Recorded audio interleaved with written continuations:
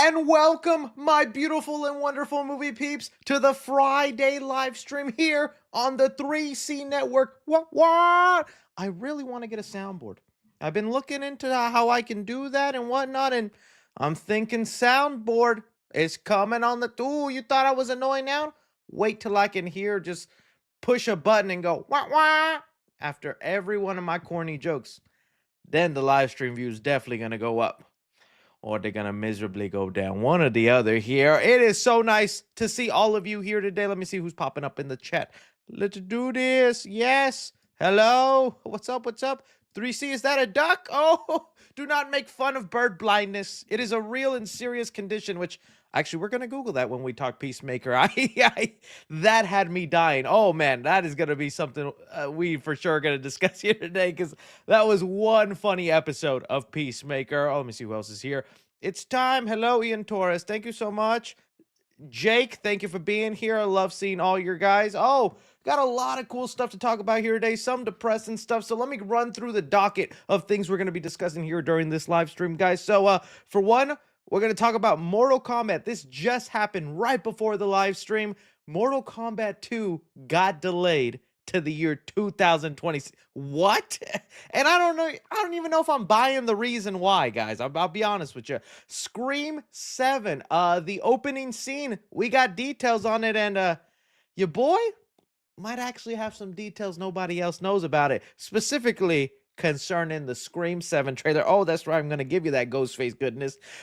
We got our first look at the DCU Gotham. I know we got it in Creature Commandos, but that was animated form. We got a live action look now at what DCU Gotham is going to look like, and it started up some wild and annoying debates. Oh, whether you're a fan of a separate Batman or a merger with Pattinson happening, eyes are going to be rolling when we talk about this. Alan Ritchson has talked about, yes, he has talked about playing the Batman with James Gunn. Is it going to happen? He lets us know. And then diving into Peacemaker, episode 2, season 2, going through my thoughts on that episode and us predicting what the big cameo is going to be by the end of the season because James Gunn is really hyping up. There are some mind-blowing cameos in the last 3 episodes. We're going to try to guess to see if we know who is it going to be. But that's kind of what we got here on the docket. And you know what? I think it's time we have a bit of a town hall meeting here. So I'm going to pop up the little chat here. But some things are going to change around here, all right? Some things, all right? Some of y'all are getting spankings, getting sent to your room. And not the fun kind of spankings, some real ones. All right. So, all right. I know I'm a silly little bee, and I have no filter sometimes when I do lives. That is one of the scariest things about being live and doing live is that I can't edit out anytime I just let my unfiltered thoughts go through. It's a risk I'm willing to take to entertain y'all so you have something to watch on the weekend until videos be popping up again following the weekday. But I do want to say I've let it get out of hand. I've let it get a little too crazy, and I do want to remind and bring back the channel and the chat, and it's like I want to discuss movie news. And what I mean by that is I've noticed when I go to do my clips at the end of a stream, right? I will do a clip on, I don't know, let's say we talked about some Spider-Man news, right? I'll leave the chat here on the side so you could, participate in the conversation. You could chat around with me on what you think about that. And what is the chat thing? I'm like, okay, who could be the bad guy in Spider-Man 4, guys? I really don't know. And you look at the chat, Mr. Goon, Dr. Otto Spanktavius, Skibbity Toilet Opian.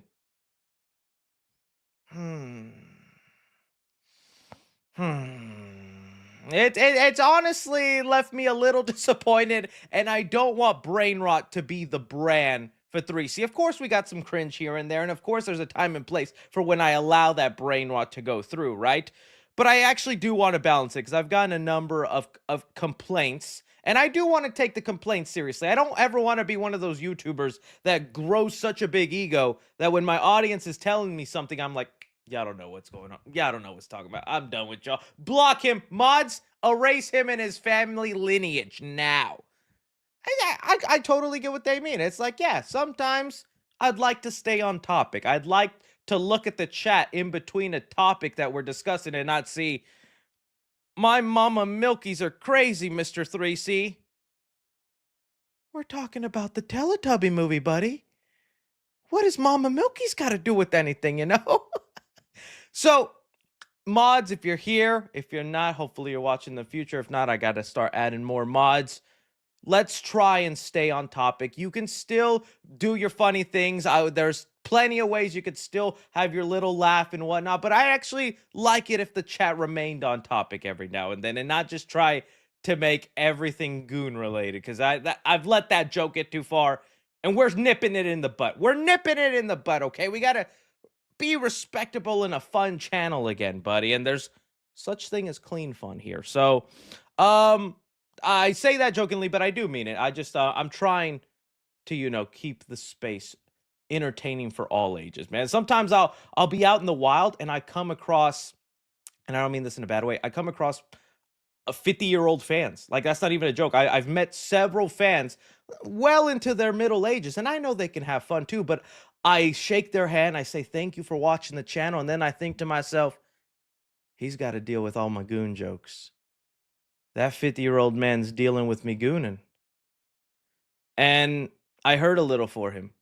I do. And so I'd like to, make this all that. So all I ask, chat, from here on out, I'm going to be a little bit more stricter if you're not on topic with whatever we're discussing. You're always fine to tell me if something's popping up or something else you're excited for, but if you start spamming or if you're just going completely unrelated and dumb, I'm going to put you on timeout, buddy. And if you're a repeat offender, it's going to lead to a ban, okay? I'm sorry. I'm putting my foot down. I'm growing up and I'm trying to be better.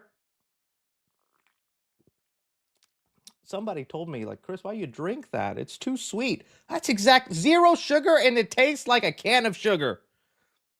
It's magic and whatnot. I'll take the cancer. I'll have it. All right. 3C is growing up. There's a time and a place for it is all. Obviously, if we're talking, like when the Annabelle segment happened last week and I'm talking about that bucket, I understand if the chat's like that because I'm encouraging it. But if we're about to talk here with like Mortal Kombat and I look at the chat and it's just not related, then it's just like, I'd like to be better. So it's a W sunk is there we go. Thank you. Thank you. We're broken people now. It's okay. I respect that. Okay. Thank you so much. Thank you so much. All right, so let's just start moving on to some of the topics here today, guys. I kind of started the stream very abruptly because I just wanted to, all right? Whatever. I don't even know why I brought that up. I just started this. Usually I give it like a 3-hour a 30-minute grace period. That way I could send you a notification. But I'm like, you know what? No notification. I want to see the real fools show up without that notification, and here you guys are. All right, so let's just begin with some of the topics here, because I'd be babbling too much in these openings. Mortal Kombat 2. All right, guys, this caught me by surprise. So we all know the sequel to Mortal Kombat is happening, and I've been very excited for it for plenty of reasons. One, because we're having Johnny Cage as essentially the main character. That trailer they put out basically spells it out that Carl Urban is our main character for this movie. And if you were a Cole Young fan, which I was, #1 Cole Young fan here, he's most likely dying in a Blades of Glory in that, well, not even in a Blades of Glory, in a probably disastrous, embarrassing way within the first 5-10 minutes of that movie. But that trailer, that spelled fun to me. I know the first movie wasn't anything amazing and whatnot, but I was like, looks like they're going in just kind of a fun route. They're keeping the R-ratedness. It's action-packed. And it was going to be coming out October 24th, right? I'm seeing that right? Yeah, October 24th of this year. And I was just like, let's do it. Let's do it. Well, they announced today that Mortal Kombat 2 has now been moved to May 15, 2026. Huh?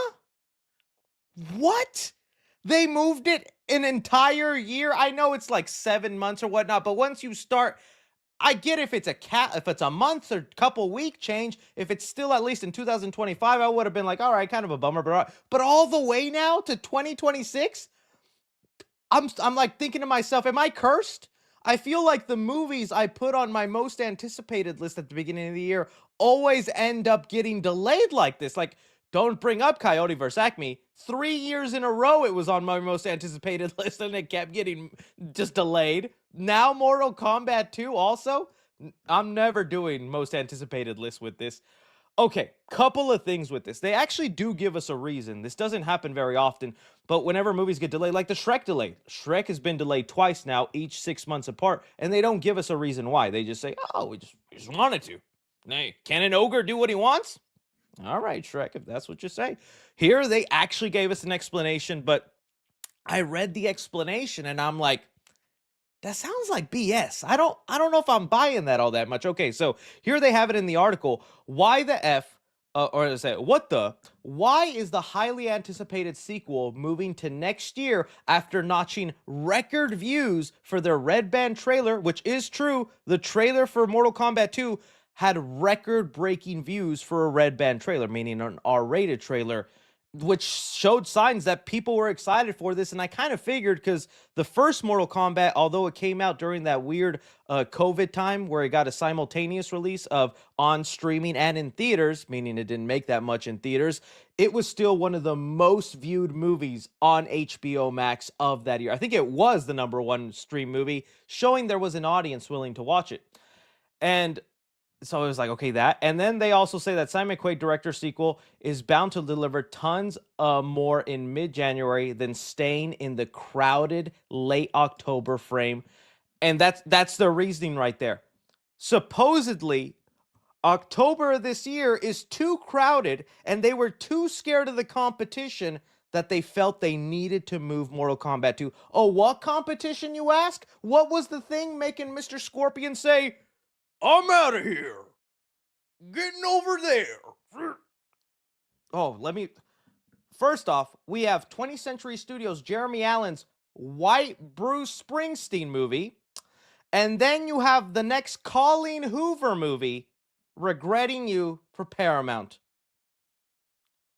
A Bruce Springsteen biopic and Colleen Hoover movie was the deadly, scary, crowded threat in October that they thought Mortal Kombat doesn't stand a chance. Do you know these Bruce Springsteen fans? They will kill us. How much did that and I'm not trying to hate on Bruce Springsteen. I like his music. No hate on that. But like the Michael Jackson movie at one point was going to release in October. If it was the Michael Jackson movie, I totally get it. Michael Jackson is going to make all sorts of money. That is competition. A Bruce Springsteen movie? What's that Timothy Chalamet movie that came out where it was what was that called? Does everybody remember that movie? What was it called? What was the Bruce I got Timothy Chalamet. What was the movie he just okay, A Complete Unknown. This was I feel like I'd put that movie on the same pedestal as like a Bruce Springsteen movie. It was about Bob Dylan. I think to me that's like about the same level of famousness and what. How much did that make at the box office that it was that deadly scary? I mean, I'm about to be like proven wrong. Okay, 140. That's a little decent. I don't think that's scary money though, and that's what the Bruce Springsteen movie might make. And if you look at October as a whole, I was like, October's kind of a dead zone this year. I was preparing all my spooky content this year, and I'm looking at the movie calendar for October, and I'm like, yo, what the heck? There's like nothing really that exciting coming out, at least in theaters. There's a couple of things. So like there is going to be, let me see if this is even good stuff. Like we do have movies like Good Boy. We got Shelby Oaks. We Smashing Machine with Dwayne Johnson, that A24 movie. Okay, Tron Ares, I will give them that. Tron Ares is probably going to be a big one. And then where's Black Phone? I'm trying to look for where Black Phone is. When does Black Phone 2, which is probably I think the closest competition Mortal Kombat had, but I still feel like although those are rated R, it's different enough and not that gigantic of a threat. And that was about it. Everything else, it did not seem like a crowded month. It didn't seem like something so wild that they had to get away from. It's not like if FNAF 2 was coming out in October, which I still don't know why they didn't, maybe because of Black Phone 2. If FNAF 2 was coming out in October, I'd understand why Mortal Kombat would want to move out of that space. But I'm like, I think you guys were actually perfectly set to win the month of October. And what even found it more surprising is they said that Halloween was also a factor, the holiday, not the movie. They said also Halloween is the next weekend. And well, it's not so vibrant time at the box office.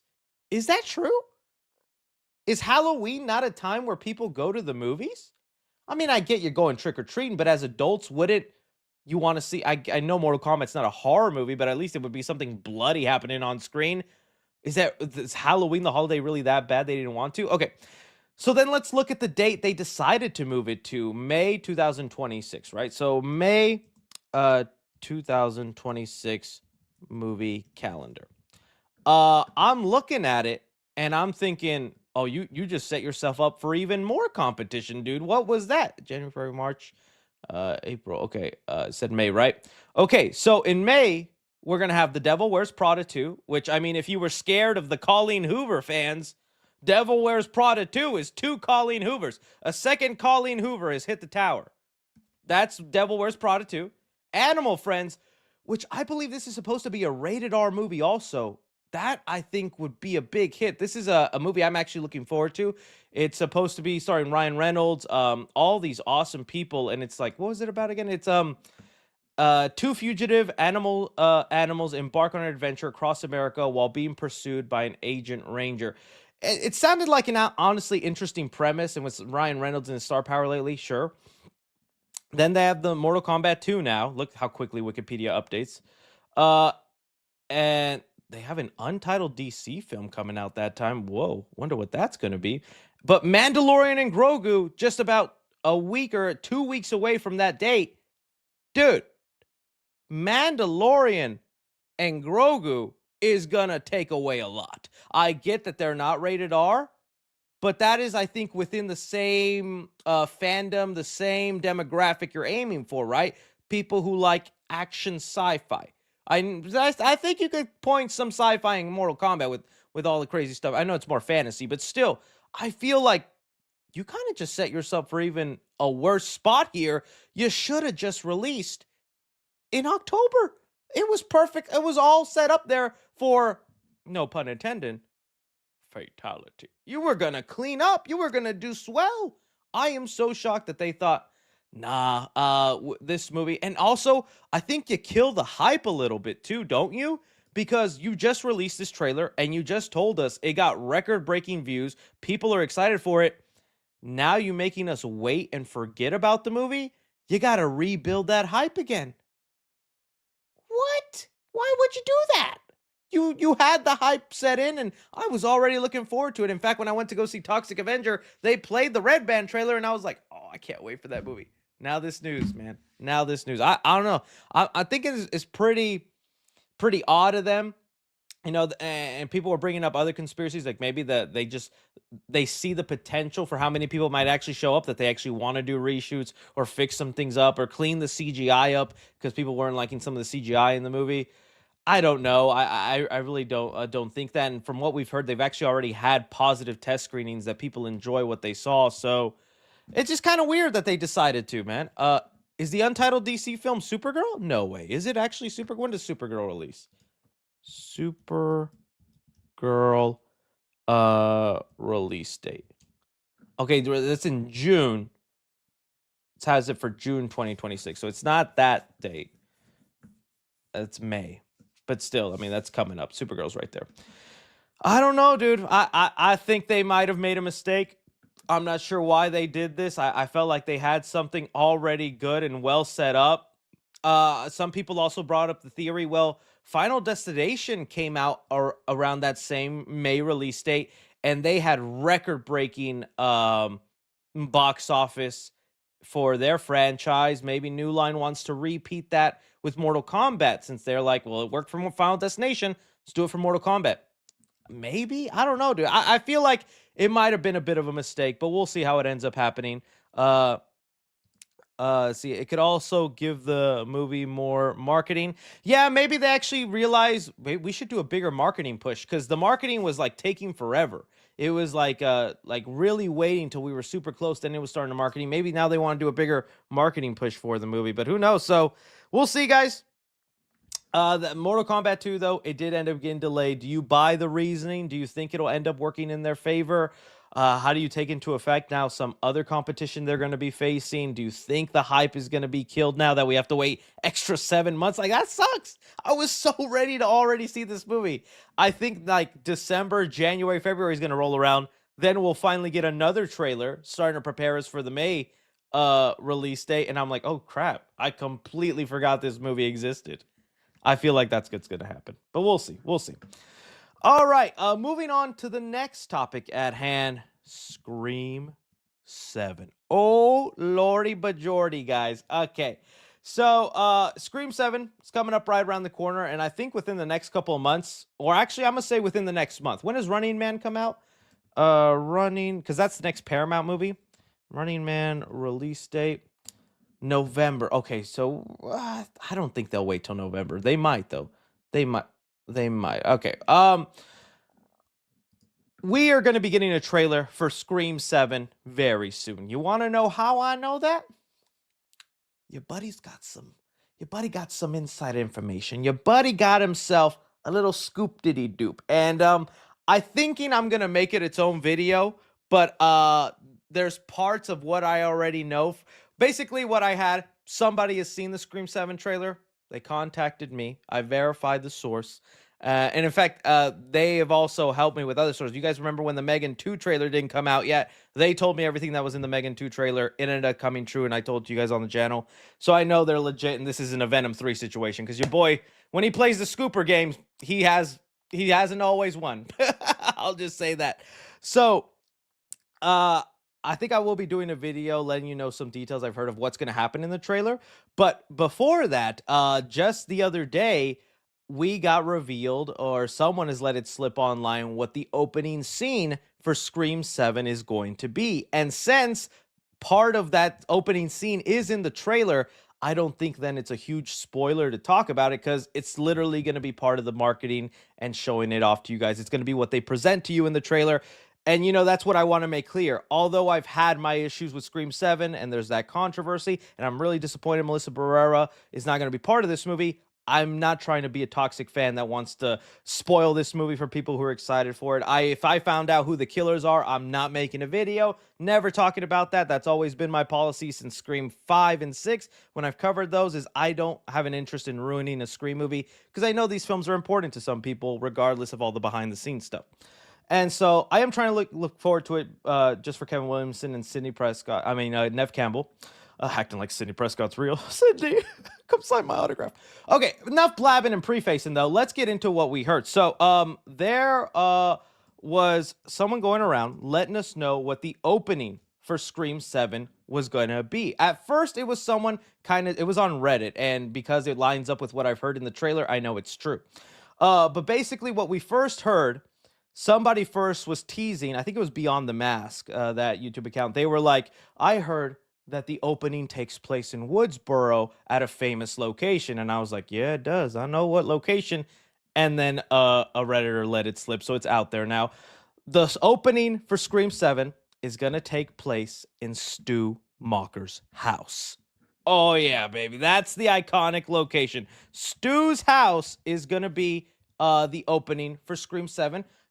It kind of makes sense, especially now that we know Matthew Lillard's coming back for this movie. And I'm telling you, with all the controversy and things going on, Matthew Lillard is going to be a big part of the marketing and is going to be a huge selling point, especially with his connection to FNAF and all that stuff. He's going to be a big selling point. And so, yes, it is that, and you do get parts of the opening in the trailer for Scream 7. In fact, I think that's like one of the first things you'll see in the Scream 7 trailer. Okay, now how does this happen? What's included? So the trailer is going to make it clear that Stu's house is now an Airbnb. Yeah, we saw the Stu house in Scream 5. Last we saw it, it belonged to, who was it? It belonged to Amber. Amber and her family. What was her Scream? I'm already forgetting her name, and she just won an Oscar. Amber Freeman. What was the actress's name? Mickey Madison, right? Mickey Madison, I believe. Yes, Mickey Madison. Her family owned it, and they have it, and it's one of the reasons she became obsessed with Ghostface, and it led her to become one of, the killers. But that's that last we saw of it. Then it became a crime scene, this and that, da da da da. Well, ever since then, it looks like somebody bought it and has turned it into an attraction where you can rent it out, because people are obsessed with true crime and all that stuff. We just had Netflix announce their next season of Monster, and some people are excited for that. It's based on Ed Gein. So that's going to be it. And two people rent it out, and it looks like the two people are going to be who we suspected. I knew this from when they announced them. It was Jimmy Tatro and Michelle Randolph. It looks like they're going to be the opening kill, which, usually the opening kill has been reserved for like a bigger name, so they did Samara Weaving and Tony Revolori in Scream 6. They were, I think, big names using Spider-Man. Samara Weaving has been Ready or Not and things like that. At least in the horror sphere or whatnot in the movie fandoms, yeah, these aren't really big names, but it looks like they're the couple that rent out the house and do an attraction. Okay, now here's some details that they didn't say in the thing, so I'm not making it up. So one of the things you'll see in the trailer is Jimmy Tatro's character and them. They're in there. They're rented it out. I guess they're big fans of Stab, the franchise in the universe or whatnot.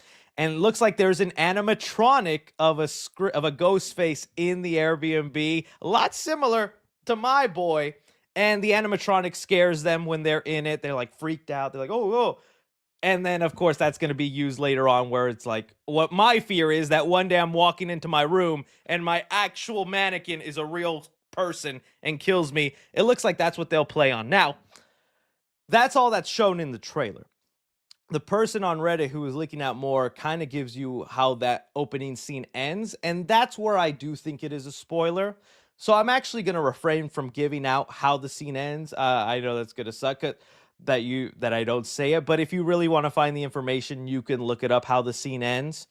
I just want to give out what's in the trailer because at least that's what's being marketed to you. So to me, that's not a spoiler. I think it is a spoiler when you find out how the scene ends. But if you do know, and if you have read it, talking in code now, the way they say the scene ends, which isn't supposed to be shown in the trailer, I'm thinking it kind of makes sense because it feels like they're wanting to close the chapter on that part of the Scream legacy, and this whole movie is going to be about wrapping up kind of the old killers. It felt like Scream 6 did the thing where they whatchamacallit, where they were kind of paying tribute to the old ghost faces, because Melissa Burr and Jen Ortega's character, they were finding all the Scream masks and all that, but it feels like because Sidney Prescott wasn't there, they weren't able to fully pay homage or conclude all that, and so this movie they'll be able to do that. So I have no problem with the way the scene ends, and I feel like it is kind of being metaphoric in being like, all right, this is it, like we're putting this to rest and we're closing it out beginning with this opening. So I think symbolically I like the idea of the opening. We'll see how it actually plays out. It does kind of suck that it was thrown out there, and usually I wouldn't be reading that big of a spoiler for myself on a Scream movie, but I wanted to see if it aligned with what I had heard. And so there you go. Dude, I would no. It would be a dream to be in a Scream movie. Maybe not Scream 7, but it would have been a dream to be in the movie. That's the opening scene that, from at least what we'll see in the trailer. Again, you can go look for it. This information is not hidden. If you want the full spoiler of how the scene ends, I just don't want to ruin it. I just want to talk about what will be in the trailer. And I'm thinking after today's stream, I'll do the video and I'll tell you details about what's happening in the trailer. And there is some juicy stuff that makes it sound interesting. And to me, again, I don't think it's a spoiler because it's literally what the trailer is going to show you. So look forward to that video and whatnot. But yeah, a lot of fun, a lot of interesting things. And I'll be sure to try and post that video by tomorrow. I don't know when the trailer is out. The only reason my source was able to see it is because the trailer is starting to get sent out to theaters.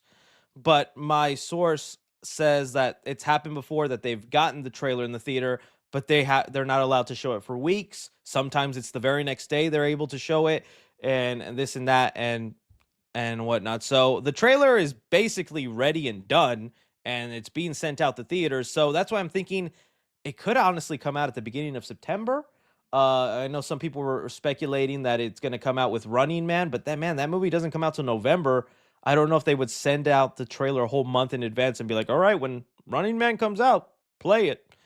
So I feel like within the next couple weeks, within September, it might honestly get released. Who knows? Especially in October. Why would you not release a Scream trailer in October? You would definitely have to, right? So honestly, maybe you're right. Maybe before Conjuring. So this weekend with Conjuring. Is it this weekend or next weekend? Next weekend, right, with The Conjuring. It might be coming out with The Conjuring. That's a big movie, yeah. That would make sense with the fan base. So we'll see. But that's what I've been hearing, and I'll give you more details on that Scream 7 trailer once I get that video done. All right, let's move on to the next topic at hand. Talking about some DC. Okay, DC.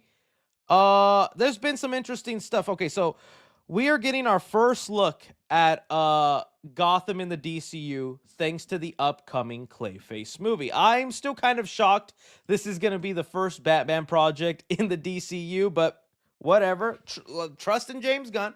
Written by Mike Flanagan, and it's going to be rated R. It's going to be basically a horror movie telling almost like a body transformation movie. There's been a lot of details out there, but now they're actually beginning to film the movie. Let me see if I can get it. Clayface. And so we are starting to get set photos of what they're actually going to be filming. And one of those set photos does include a lot of the cars and scenery for Gotham. So actually, I first want to start off with the location that they're going to use. So Clayface is going to be using Liverpool, which is the same location that they've used for the Batman movies with Robert Pattinson. Get ready to be a little annoyed because we're going to do a lot of twisting and turning and manipulating to fit my agenda. Because as you guys know, I'm kind of a believer that they're going to merge the universes, although I do think there's a chance they won't. But okay, using the same city that they use the Pattinson universe to make Gotham in the Clayface universe. Okay, all right, I see what you're doing. To be fair, though, they used it a lot for other movies. So they're there. And we're getting some of the first photos of the police cars. And here we have a Dodge Charger that says Gotham Police. Honestly, a pretty simple look. If anything, that's kind of a very bland police car look. But here's some more. But what's funny about this also, we've also gotten a look of other cars in this. And remember, James Gunn is wanting to create this unique atmosphere in his DCU where they don't feel like our real life. And if you look at Metropolis, he kind of fit that vibe. It was trying to go for like a retro look, but still modern. And there were cars from all different years in the streets of Metropolis. And this is going to be no different. There's been a lot of other cars like right under these that are going to be a lot of the main cars going around. A lot of these cars are like running older models. It honestly gave me vibe of like Tim Burton's Batman universe. I'm trying to see if I can get some of these other shots because there's been plenty of them. Here we go. Here's some other car lots. Like, look at this car. This is like a rusted up, old, hot rod looking car. That just looks like that belongs to some sort of thug in Gotham City robbing a place. Like, I kind of like that. Okay, but the main topic of conversation is now that we are seeing some of the police cars and some of the looks, well, people then are doing side-by-side comparisons to the Robert Pattinson universe and are using this to debunk the merger of the universe. So here you have it saying here, first look at the Gotham Police Department logo and Clayface confirms that the project doesn't take place in the Batman universe. Here on the left, we have the logo for Clayface, and here on the right, we have the logo for the Robert Pattinson universe. All right. There's two ways we could look at this. One, you're absolutely right. This right here confirms what James Gunn has been reiterating over and over again. We're going to have a different Batman. We're going to have two separate universes. Matt Reeves can do what he wants, and we're going to have our new Batman in Brave and the Bold and all that. There's just been parts of me where it's like, I just don't believe you're going to do that, Gunn. I just believe from a business marketing standpoint, that will be a challenge for you, whether we understand it as an audience or not. And so from a business standpoint, I'm always like, I feel like they just take a Batman that's proven to work, has a fan base, people like, and they somehow find a way to fit him in the DCU. I, of course, have my issues with that because I realize Matt Reeves' Batman is very different, but I could see it. Okay, so if I want to play that role and say, this doesn't prove anything, I think there are some honest ways I can cope on this, all right? So stay with me here in my delusions. Coping method number one, that I said this first, then I started seeing everyone on the timeline repeat what I said. I said, here, let me pull up. That way I have my proof. This is what I said, and I said it jokingly, but then people are actually saying this, taking it seriously. So I saw someone post the same thing saying, hey, look, it debunks it. Different logos, different looks. And I said, actually, the change in mayor is rebranding the image of the police force because it was filled with corrupt cops. Hence, the new logos and the new vehicles. I'm too deep into my delusions. I could honestly believe that after the Batman with Robert Pattinson's universe, we just had half the police department be under Carmen Falcone's belt. We had a huge flood in the city. Tell me a lot of those police cars are now useless. The public does not trust the police. You do a little rebranding and reshaping. I believe it. I believe it. It could happen. It could be part of the initiative. I'm just saying. I mean, because yes, look, if you look at this older car, it matches all the other older car looks that they're going with. I just showed off. These cars fit the Battinson universe. The police cars right now, those Dodge Chargers might not. I totally see these cars showing up in Matt Reeves' universe. All right, so I'm just saying there. Okay. We already have the Liverpool being used the same area that the Batman is being used. Here's some news stations. Also, people have also brought up the other news stations that they don't match with this one. Okay. All I'm saying is there's an argument on either side that you can make for it. But you know what I'm going to be really honest and kind of crazy about? What I just did, what I just performed for you was an act right there. Scene. I think we are looking way too into this minuscule, minor movie in the DCU. I think what we're doing as a fan base, super analyzing these logos, these car shapes, and saying, see this universe connected to that universe, and this continuity fits into this, is exactly why James Gunn is being so loosey-goosey with the DCU continuity. I mean, has he not been? You just saw how Peacemaker retcon a couple things, and even within Peacemaker, they're referencing stuff that happened in DCEU movies, but now that stuff is being thrown into making sense to his DCU. James Gunn, I think, does not care too much about the continuity as long as they can tell a great story.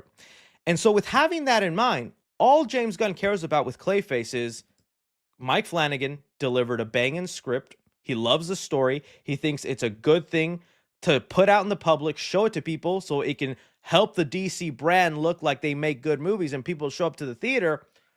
I don't think he cares about whether in the end he decides to make Robert Pattinson in the DCU or have it be someone separately, whether the logos, the cars, and all that fit the vibe. I'm being 100% honest and real with you. I think a lot of us are digging way too deep. And just even with my headline of this title, first look at Gotham DCU, what am I talking about? What do you mean? No. You really think they would make such a big grand stay about Gotham with a Clayface movie? You think that's really like all right, guys, get that Batman cameo ready, get that skyline open. This is our grand entrance, our rated R low budget Clayface movie. Yeah, we're gonna knock their socks off with this Gotham. This means nothing. This is nothing. This is just a standard Gotham logo that's gonna appear for 2 seconds in the movie, but the real focus is gonna be Clayface, that character, that storyline. And it's not going to be about building Batman lore. It's not going to be about fitting things in. It's just something there that exists. I mean, I even saw people pull up, let's see here. What was that Big Boy burger? Because people were doing the same things. And I'm like, this is it. This is the madness we're going in. I'm kind of scared. I just searched Big Boy Burger and anything could pop up. But, was it just called Big Burger?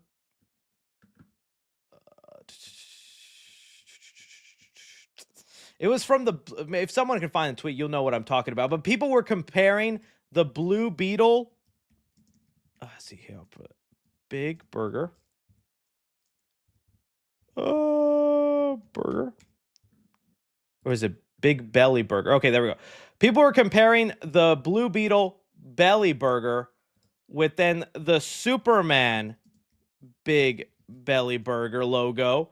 And James Gunn has already confirmed that movie fits into his DCU. Solo Maridueña is in his DCU. But look, they have different logos. This debunks Blue Beetle is not in the DCU, guys. This right here is exactly what we're talking about. Little minor stuff like this, it means nothing.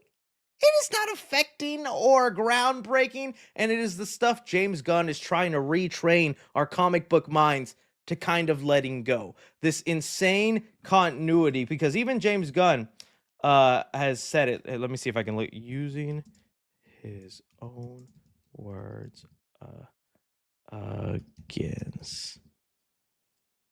If I spelled that right.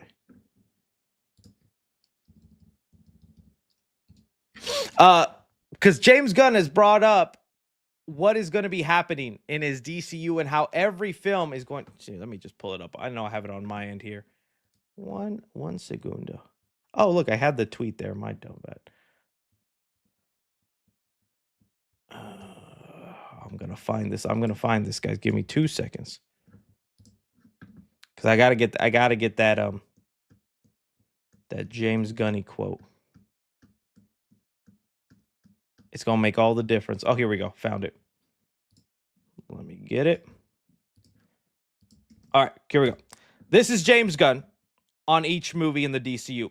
What I love about DC Comics is the graphic novels is that they allowed the individual artists and writers to create their own projects and that they each had their own voice. The Long Halloween, All-Star Superman, Dark Knight, Watchmen, those things have very little tonally in common with each other, except for their part of the set of the communal characters that are in the DC Comics universe. Now we're going to do the same thing with the DCU. And honestly, that's also why I have such a strong argument about about Robert Pattinson joining James Gunn's Batman. He literally said each project is going to feel so tonally different from one another in their voices. What feels so tonally different? Pattinson and David Cornsweet Superman. Totally different. Very different. But they're going to find a way to make them work. At least that's my theory, you know? So I don't know. I'm just saying it's been very funny to see my entire timeline say things like, hey, merger bros, hey, do all this. And even me with the cope on how it could make sense, how it couldn't make sense.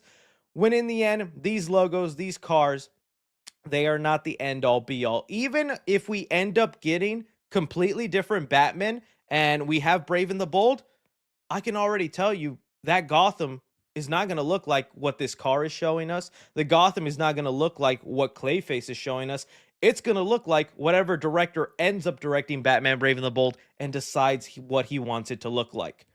Because it'll be that voice and all that. They're not going to hire the next Batman director, because who knows if it is Andy Muschietti, but they're not making Clayface calling Andy Muschietti saying, hey, we sent you over the PDF files for the Gotham. We just need you to sign off. Yeah, we got this $40 million movie to make, man. Come on. This is a big deal. I know you got your $200 million Batman movie to make, but this $40 million Clayface movie, that's the big starting point, buddy. Okay, so I need you to sign off on that. Just think about that.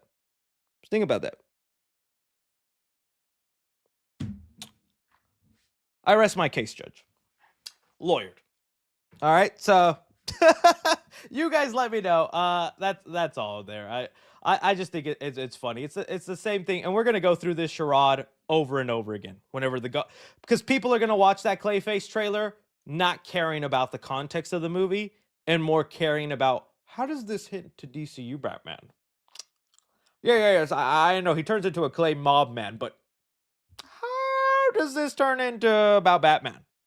That's what I want to know, white-haired man. So we'll see. Oh, let's move on. A little ranting session done. Well, actually, no. Let's keep talking about Batman. We got something that reveals. So, if we don't end up getting the merger and we end up getting a new Batman, one of the main fan castings has been Alan Ritchson, which, look, not opposed. I love him as just a big hunkin' man. But also as Jack Reacher. That show is awesome. It's a very cool show. Highly recommend it. And I totally get how this man gives off Batman energy. He has a very calculated way of speaking. He pulls off the fight scenes really well. He's gigantic and muscular. It's like you could totally buy him as a Batman. I definitely see it. I'm not against that. I just think there's more to Batman than having gigantic muscular man titties that I desperately want. For myself, not his. For myself. And I feel like his version of Batman would unfortunately be a little too close to his Jack Reacher, and that kind of, and I would want someone with more range, like a Robert Pattinson, where everyone was denying that he would be any good, and like Heath Ledger, he proved them wrong because his acting ability spoke over his gigantic pec muscles. And so, but even if he did, it's not like I would have been pissed. But although Alan Ritchson now came out today and admitted, yes, he has talked to James Gunn. He has had a sit down with him, and it looks like he ain't gonna be Batman, but he might be somebody in the DCU. He said here, Alan Ritchson says he talked with James Gunn about playing Batman, but doesn't think it will happen. I strongly don't think that Batman is in my future. I do think there is something in my future with DC. Funny enough, Alan Ritchson has already played two different characters in the DC universe. Is Aquaman in Smallville. I don't know the name of the other character. He was in Teen Titans, but he was a Hawk too. Alan Ritchson, Hawk 2. Was it Titans? What was his character in Titans? I don't even know. He was like a Birdman. Although, sorry if you have bird blindness, you might not be able to see him. I don't know what was his character name. His name literally was Hawkman. Was he actually Hawkman? I do not picture that's what a Hawkman looks like. Either way, it's kind of crazy now. He has the opportunity to play now three characters in the DC universe. So you could honestly take your picks. I don't know. Like, I actually saw a lot of people start fan casting him as Booster Gold. And you know what? As much as I like the Kumail Nanjiani rumors, he would be a great Booster Gold. That's where I do want to give him props for his acting ability. Because he was in a little show called, was it Blue Mountain State? Which I didn't watch a lot, but I watched some episodes, and boy, was this guy hilarious. He was something else. There was a Pocket Ussy episode. Dude was hilarious. Funny.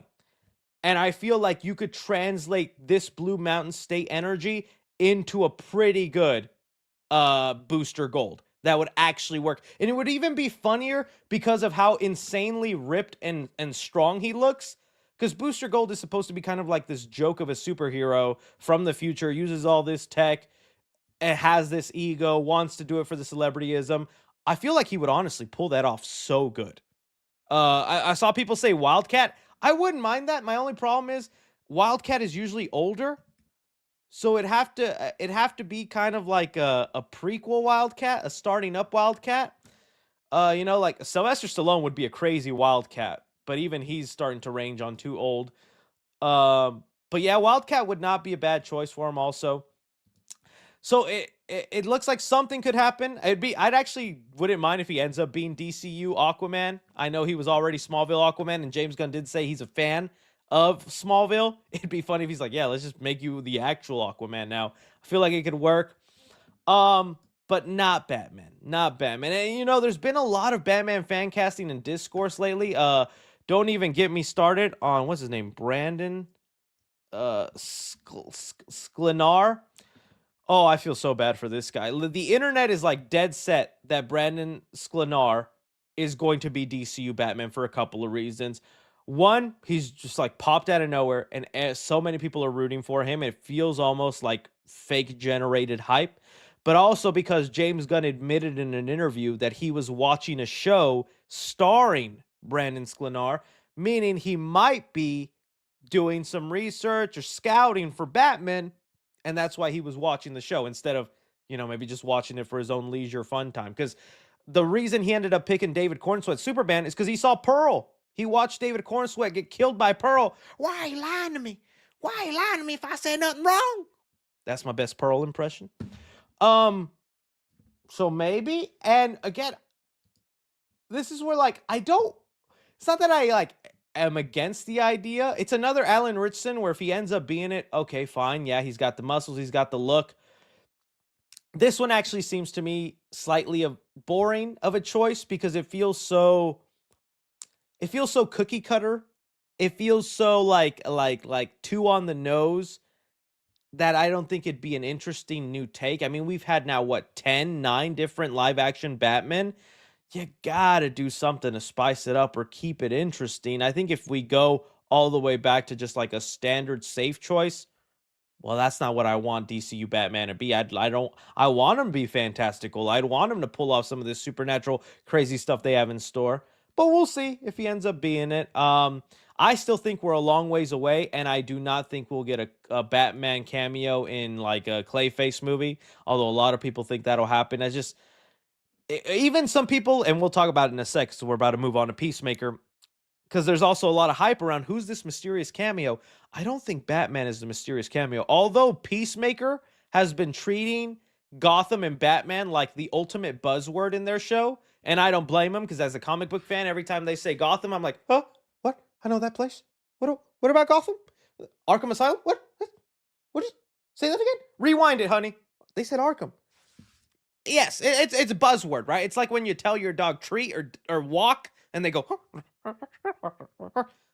James Gunn is doing that on purpose, but I don't think it'll end with a Batman cameo or a Batman reveal. That'd be such a weird way to debut DCU Batman. Season 2 of a rebooted rated R show that started with an orgy. That's where our Batman's gonna debut. The kids are gonna love it. Oh yeah, and same thing with Chris Pratt, right? They've said it all as well. James Gunn has debunked the Chris Pratt Batman, although I don't think there was very many people guessing Chris Pratt would be Batman. As they said here, James Gunn, when asked if there's a chance Chris Pratt plays Batman in DCU, no. As something else, yes. Although to me, it doesn't sound like he has a pick. Another great Booster Gold pick, but to me, also the same way I was kind of criticizing Brandon Sklenar for being a little too safe. Although this would be our first big Booster Gold live action, because I know he's shown up in like Smallville, but although this would be our first big, I do feel like Chris Pratt maybe is a little too on the nose for it. And I feel like it would kind of be Star-Lord, his Booster Gold. I don't know if it'd have that much of a difference, right? I don't know.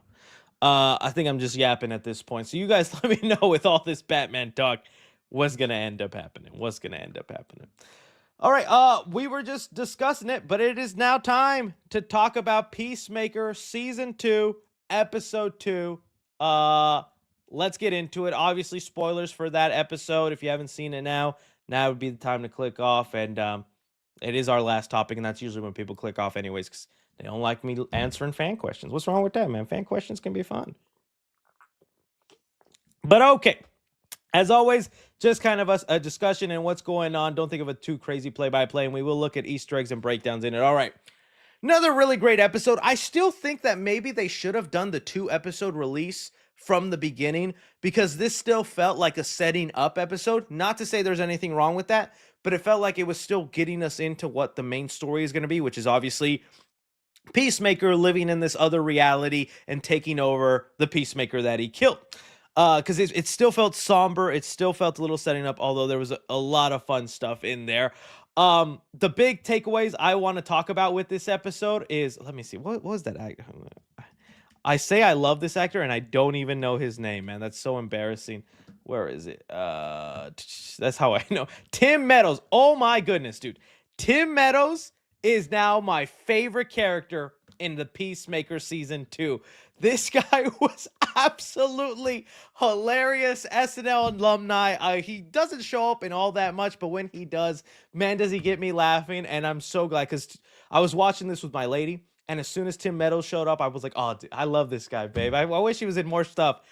And ooh, he did not let me down. He was absolutely funny. James Gunn knows just how to use him. Okay, so he's there. We find out at the opening of this episode that once Rick Flag got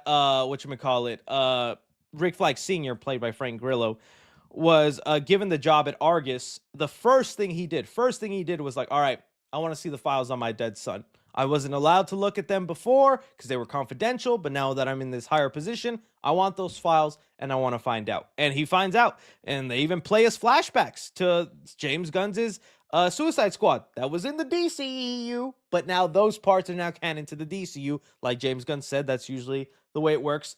And he even reads, someone wrote on the report, Peacemaker, what a joke. Oh, dude. I know those guys' hands was burning when typing that fire report right there. Peacemaker, what a joke. Oh, what a fabulous line. I wonder who told them that to write that in the report.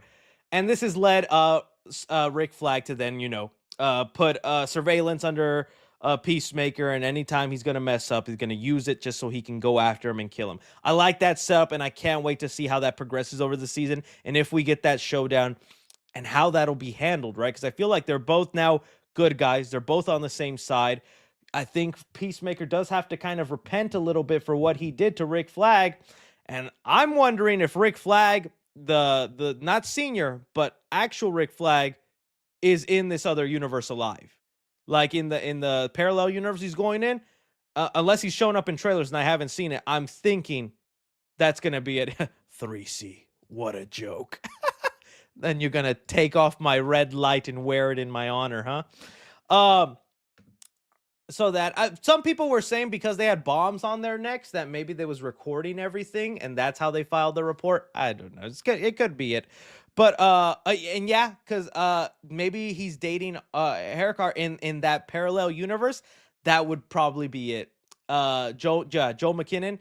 I'm thinking that might be it because it looks like Peacemaker is gonna want to try to rekindle his love with his parallel Harkart.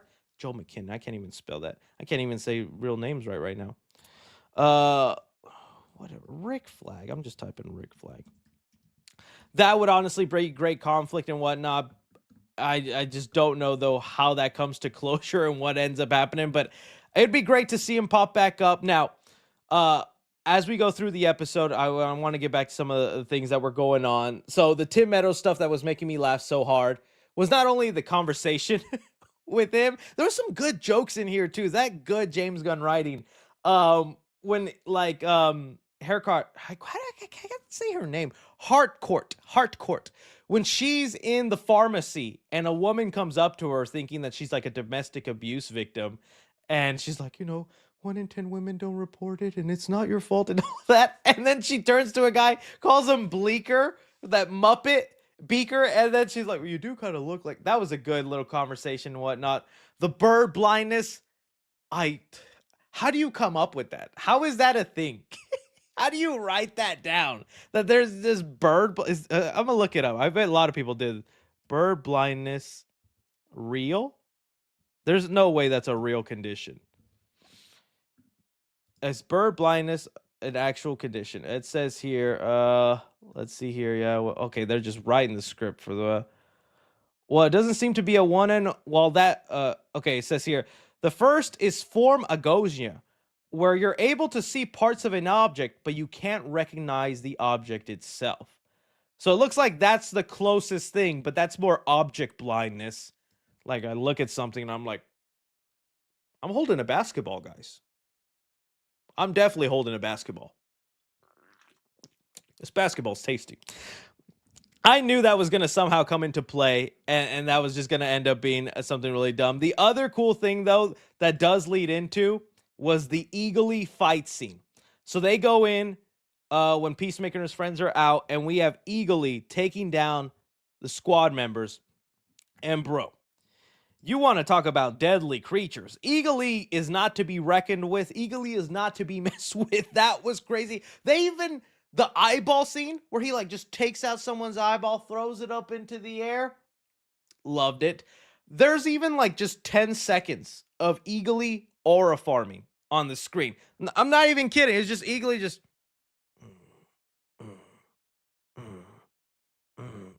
And it just went on. I was like, okay, that's enough. Oh, he's still going. Oh, dang. I feel his aura from here. Eagly was crazy. I'm glad he didn't kill Tim Meadows' character. I would have been so mad. And the code names Tim Meadows gave to all one of his teammates is dying, and he named her Titties. And she's on her deathbed. And he's like, don't worry, Titties, I got you. I was laughing. I thought that was so good. That really saved it for me. Because it was kind of a slower, somber episode setting stuff up again. But the Tim Meadows stuff, dude, that was good. That was good language. I'm sorry. I am sorry. It was crazy. But that was funny. So, again, I'm still liking it. Let's go in to see if there's any crazy Easter eggs, maybe things that I miss. I know there's always account that does it. Peacemaker. What's this? Trailer reportedly reveals what happened to Amber's. Oh, okay. Peacemaker. Let's see here.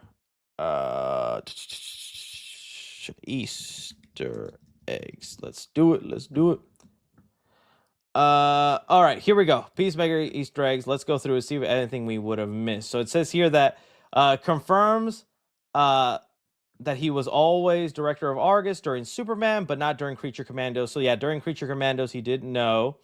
It says here for the DCU timeline, this means Superman takes place at least 8 months after Creature Commandos, but potentially 1 to 3 years. Creature Commandos is taking place shortly after Peacemaker season 1. Okay, all right, that's nice. Let's see. We got the Argus file. We've talked about that. We got that fight scene showing off, bringing it into DCU. Oh, I guess the part we really need to talk about. We do have some Maxwell Lord tech with the phones, kind of building up that universe. Oh yeah, they did mention they were trying to move to Gotham, which I'm like, what? Oh, and well, look at that. Works at that chain diner. Some more iconography in there. Not really anything crazy. Okay, so the big thing we got to speculate before we move on then is who is going to be the Peacemaker cameo.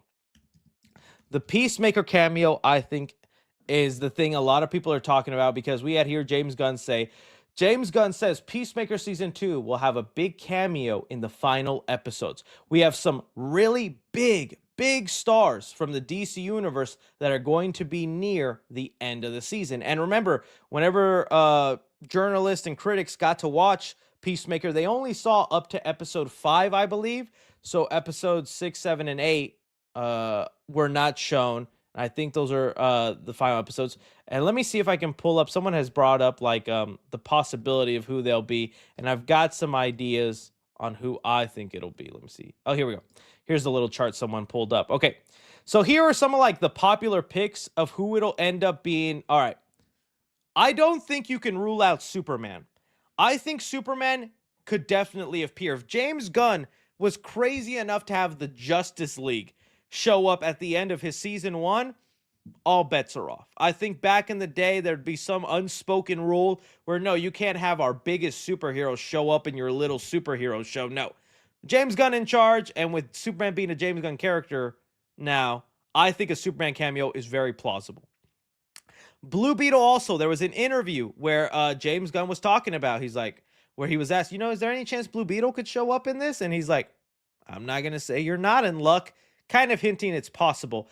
And I'm like, you say Blue Beetle's canon to the DCU, but we have not gotten much Blue Beetleisms or things like that. And I think Blue Beetle and Peacemaker do have a bit of a history in the comics. It'd be nice to throw them in there, especially if they want to set up the whole like Booster Gold, Ted Kord thing. I think it'd be nice. I'm not even going to ponder Lobo. Lobo doesn't make sense to me to show up. Space right now doing stuff out there in Supergirl. I don't think it's Lobo. Lanterns, yes. You got to start getting people hyped and ready for that show a little bit. I think a cameo with a lantern that isn't Guy Gardner is something that could excite people. Right now, James Gunn did the impossible and actually got people interested in the Green Lanterns through Guy Gardner. I take back everything I ever said about Guy Gardner because he's not one of my favorite Lanterns, but people love him. And yeah, he was one of the best parts of Superman. Very enjoyable. Nathan Fillion was awesome. And it's got people wanting to see more Green Lantern. If you start showing like a Jon Stewart or Hal Jordan, really, that could do something. Bloodsport, I think, is a big bet.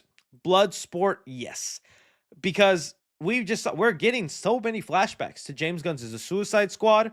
We're about to get Joel McKinnon back in there as Rick Flag.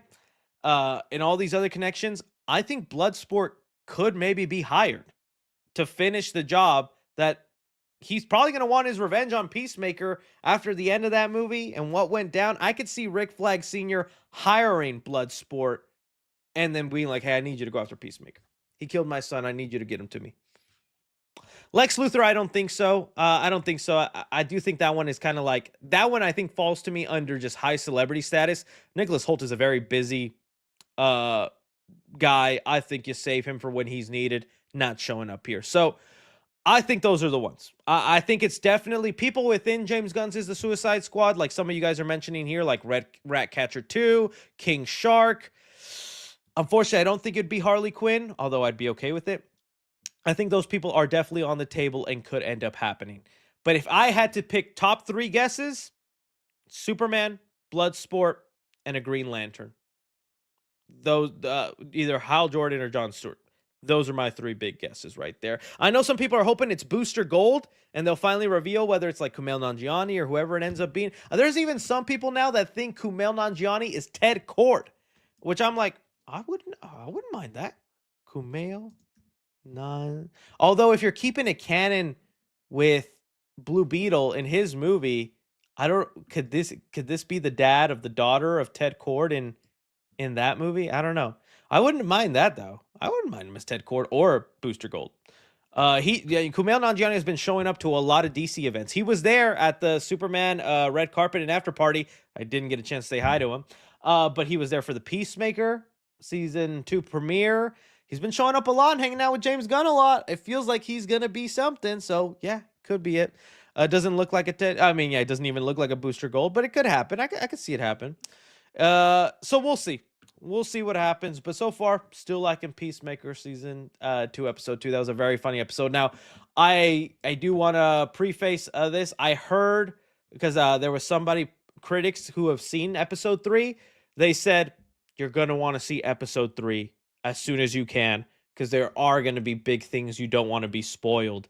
And I guess that makes sense because we're finally going to start exploring this parallel universe, see how that one works. We still don't know if there's other heroes in this universe, if Peacemaker and his brothers are the only heroes. I saw some people floating around that theory, and I'm like, okay, that would make sense because I'm like, how could they be big heroes if the Justice League is out there or this and that's out there? And maybe Superman, Batman, those people don't exist in this parallel universe. So, just saying, watch episode 3 as soon as you can so you don't get big spoilers and whatnot. All right. That was it for our topics. That was it for our topics. Now it's time for you guys here to dictate the conversation. I guess we go to some Reddit. Hopefully it's not too crazy. Okay, hey, you better not be tricking me, buddy. I'm gonna hit next on this. Okay. It says here, give me your honest review on Euphoria. Also, will you be reacting live to Apple's awe-dropping event? They will announce new products. I like Euphoria. I honestly do. But the story has been all over the place these last couple of seasons. And with this new season that they're going to come out with, supposedly they're taking like a couple-year time jump. I think there's a lot of story threads that are just going to go completely unanswered and whatnot. And I think this will be the wrap-up because all the Euphoria celebrities are so famous now. But I do thank the show for letting me find Sydney Sweeney. As far as the Apple event goes, dude, let me tell you something. Your boy used to be the biggest Apple guy. And I'm not going to say I don't. Like, all my phones are still Apple, and I'll mainly stay with Apple. I have been tempted to go to Android with that Galaxy Fold zip thingy they have. Because that looks like a cool idea. Just unfold my phone like a taco and be like, look at that tablet. But dude, middle school, high school, I was watching them Apple events like crazy going, oh, Steve Jobs, you genius, an iPad, an iPod, a touch, a phone. Oh, I was there. I was there watching those. But dude, the last 6 years of Apple events have been nothing but no offense to Tim Cook, but he cannot cook. He needs to have some of that commanding evil energy Steve Jobs had to tell them to create crazy things, because I feel like that's been missing. I feel like the crazy initiative, wild stuff that Steve Jobs would do, where he's like, make it skinnier, make it touch, lose this, lose that. We can't do that, Mr. Jobs. It's a technological impossibility. Get it done. I'm Steve Jobs. And that's how he'd get it. I mean, and now it feels like there's not that much initiative. So no, it's not even something I do. I don't react live to the Apple events. But I'm honestly hoping the rumor's true that next year, which I wish it was this year, Apple will finally have a foldable phone. I think that'll be the biggest thing Apple has done in a while. Although, like usual, they're late to the game. 6-7, 6-7. I hate y'all. Let's see here. Happy birthday, Michael Jackson. Happy birthday, Mike. Red lights. That's a cool emblem. Read the editor's ranking for 2025. Okay. You have these in order, Reed? Oh, wow. Sinners at number 5. Reed, you're fired. Pack your bags. Don't ever message me again. Wow. Oh, you like the Ugly Stepsister that much? You have been recommending to me. I need to watch it. Mickey 17 that high over Sinners, Reed? Oh, even I like Bring Her Back a lot, Reed, but I don't know. These are some choices. These are some choices. At least you do have the correct movie at the bottom. At least you do have the correct movie at the bottom. Nice ones, Reed. 3C in it. Very sussy, Chris. Hey, man, I said what I said. So here's the thing.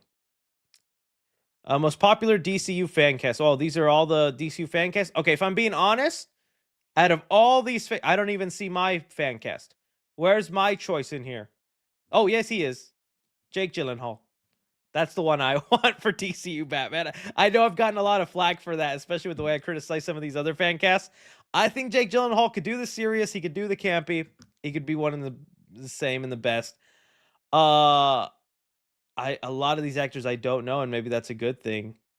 This dude looks evil, though. No offense to him. This dude also looks evil. He looks like a murderous clown.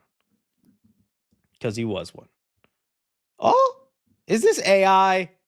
I was about to praise this. I think this is AI. Okay, we could get into that. Share screen.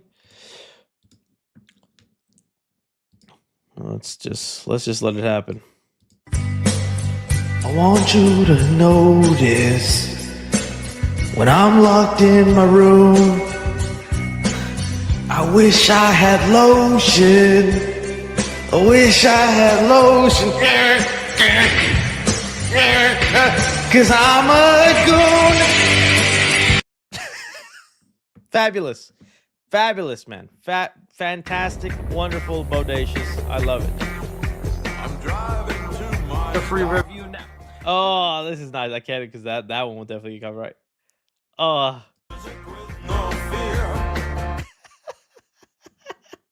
That's good. That's good. I like that.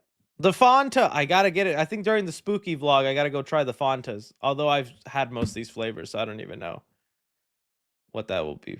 I've seen this, dude. And no, I don't have a secret eBay account, but this happens when I make popcorn bucket videos. People will use screen grabs of my popcorn bucket videos and use them as a selling point on eBay. No, I don't have a secret eBay account. And even if I did, I would not be that lazy just to screenshot my own videos with my own fat little belly going, "You want this?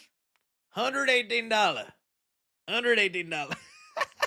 It's because I'll scroll even on Facebook Marketplace on Mercari for sometimes just geeky items I'd try to find and buy. And I'm like, that's a screenshot of my room. Who'd I let in my room? That's funny. Is there more? Let's see. Oh, yeah. See, they just screen grabs of my videos, man. When you find out, oh, bro is catfishing you, but it's low key an upgrade. Oh, face it, Tiger. You just hit the jackpot. Crypto. Oh yeah, he was in South Park. 3C sniffing out all brand new day news. What the heck? Please watch 3C Toxic Avenger. Okay. Oh yeah, you already know. You already know. You paint your. Didn't like it very much. Oh, nice. I like it when people go all out dressing, man. You did pretty good there. I like. Good job, man. Nice costume. Nice costume. Okay, I saw this. The Long Walk is gonna have screenings where they're gonna have treadmills, and just like in the movie, they're gonna set them at 3 miles per hour, and you have to stay walking throughout the whole course of the movie. If you stop, if you go under, they're gonna kick you out. I would like to sign up for this. I would like to be there. I think I can make it the whole way if there's a couple of rules. One, I'm allowed to hold on to the treadmill. I'm one of those. Yeah, go ahead and judge me. Laugh at me all you want. If you ever see me in the gym, I'm holding on to that treadmill like I'm giving it back shots. All right, I'm not letting go. Mainly because I'm at an incline. I walk at an incline of 12. Yeah, 12, buddy. I'm going up that Mount Everest. So I feel like I'm going to fall back. So I'm always holding onto the treadmill like this. Okay, wait. That's me at the gym. I am and I get it. I've seen all the little when if you hold the treadmill, you only burn half the calories. Well, you're actually not getting a good workout if you. I will smack you. I will make you forget you ever had a head with how hard I'm gonna hit you. I'm still sweating. I'm still burning them cows, whether I'm holding the treadmill or not. So in this screening, doesn't look like it'll be at an incline. I usually walk on an incline, so that's already in my favor. And two, if I'm allowed to hold on to the treadmill, at least that little par that like lets you feel your heartbeat, I'm making it through that whole movie. But can I also have my popcorn and my slushy? That might be a deal breaker. So yeah, you guys let me know. But I definitely like to test it out, see how far I'd get. I have played some Donkey Kong Bonanza, not as much as I would like. I am enjoying it. If I'm being honest, I think only like about 4 or 5 hours of play, so honestly not that much. Just been busy with all this stuff, but I have enjoyed it from what I've played. It's been very enjoyable. Which upcoming DCU project are you most excited for? Okay, we have Lantern, Supergirl, Clayface. Okay. Oh, I like that logo for the Superman. That's a great logo you made there, buddy. Let's see here. I think the one I'd be most excited for, like right now, the ones that are confirmed happening, aside from Batman Brave and the Bold, I think it's Lanterns, dude. I'm very excited to see Green Lanterns just actually be taken seriously, actually probably get some hype around them. I really hope that show does not let me down. They've nailed it with Penguin. They've nailed it with Peacemaker so far. I need Lanterns to be good. So honestly, Lanterns is kind of the thing I'm most excited for. Not even kidding. The weekly adventure of 3. I don't. What? Oh. Okay. I think we've top 15. Oh, cool. We got people talking. I've seen the Good Boy trailer. I have a TikTok talking about it. I do like it. I'm interested in probably get a review on it on the channel whenever it comes out. I don't think the Terrifics is confirmed. I know that was on there. I don't think the Terrifics is confirmed, but I bet you they're doing something with the Terrifics eventually. All right. Let's get on to just answering your viewer submitted questions. All right. Hang on. Let me just see some stuff.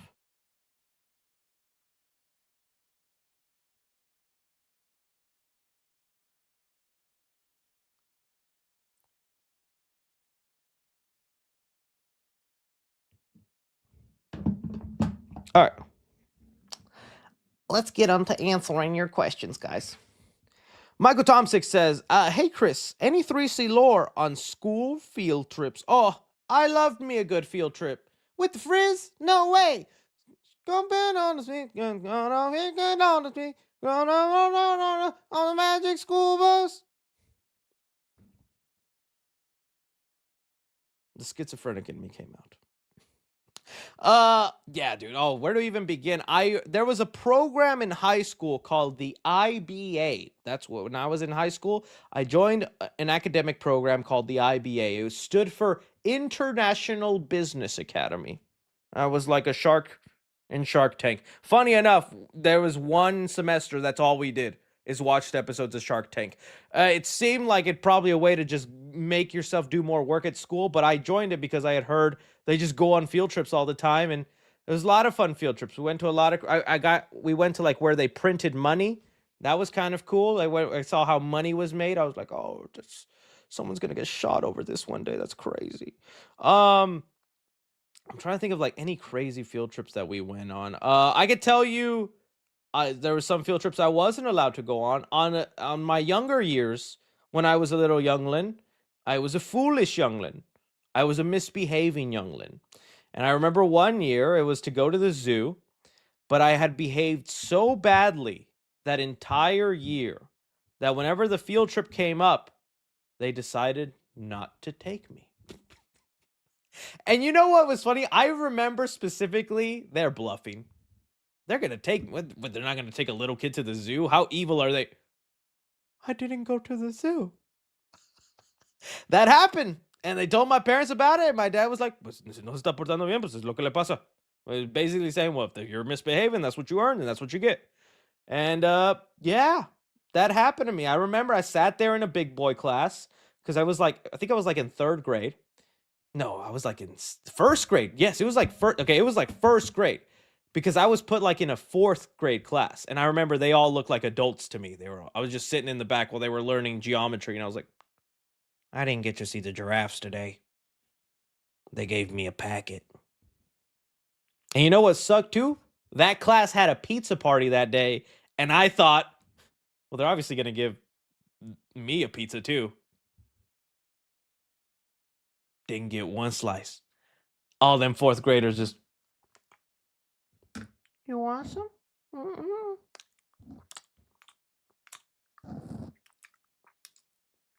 Hmm.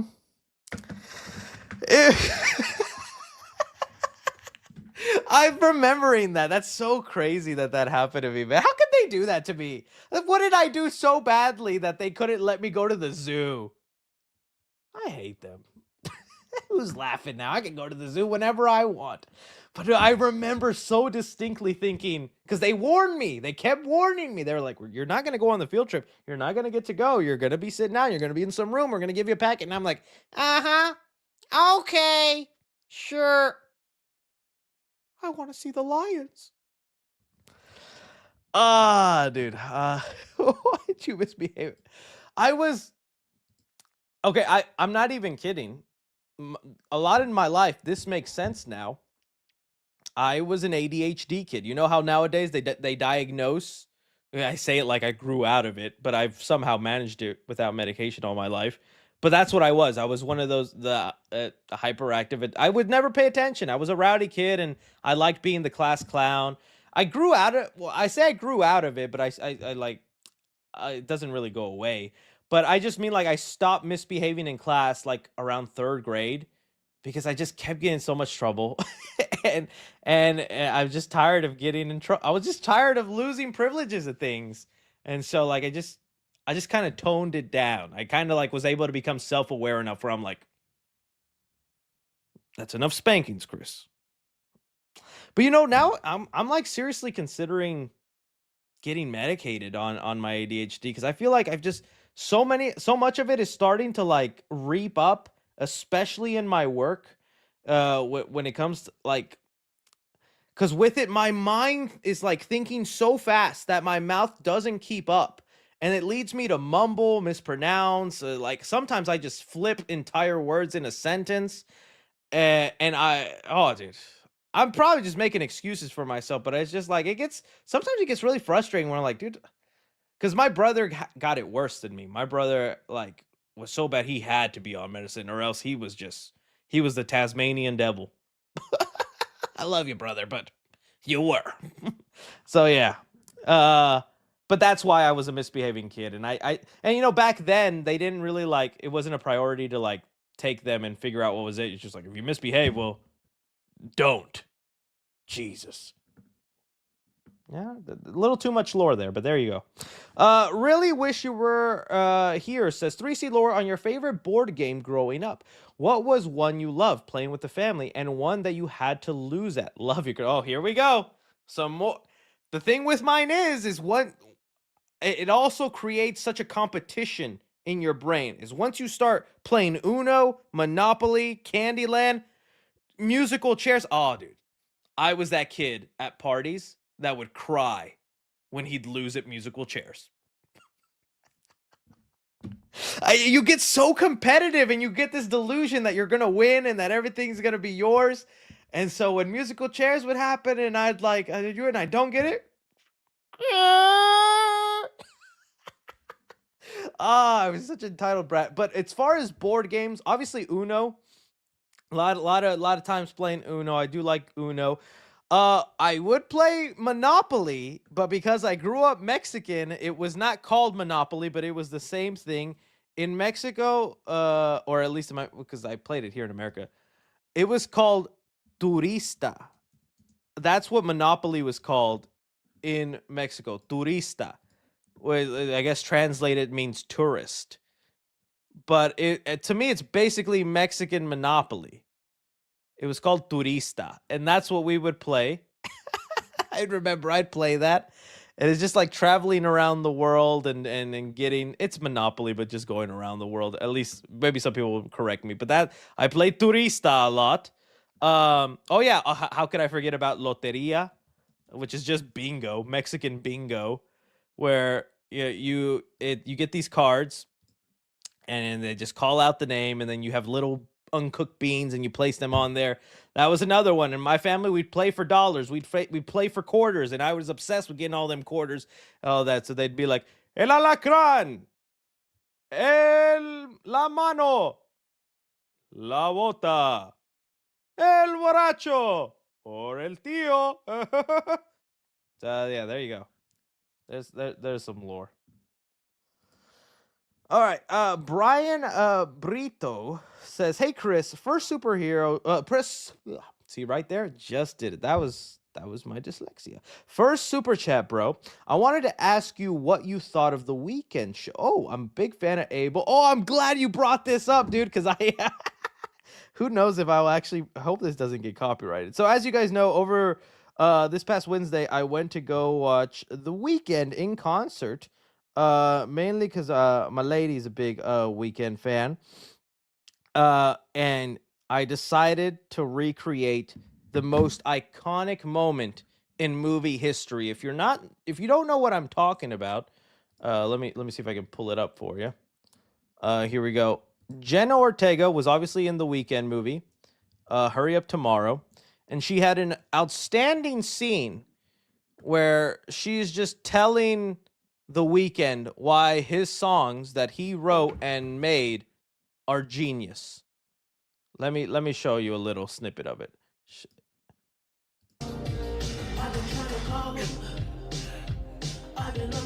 So she's dancing there, she's doing, and then she starts explaining, well, this song is actually pretty iconic and very mesmerizing because of a little. And I knew in that moment it was my turn. It was my time to show the world I am the next Jen Ortega. I can do just as good.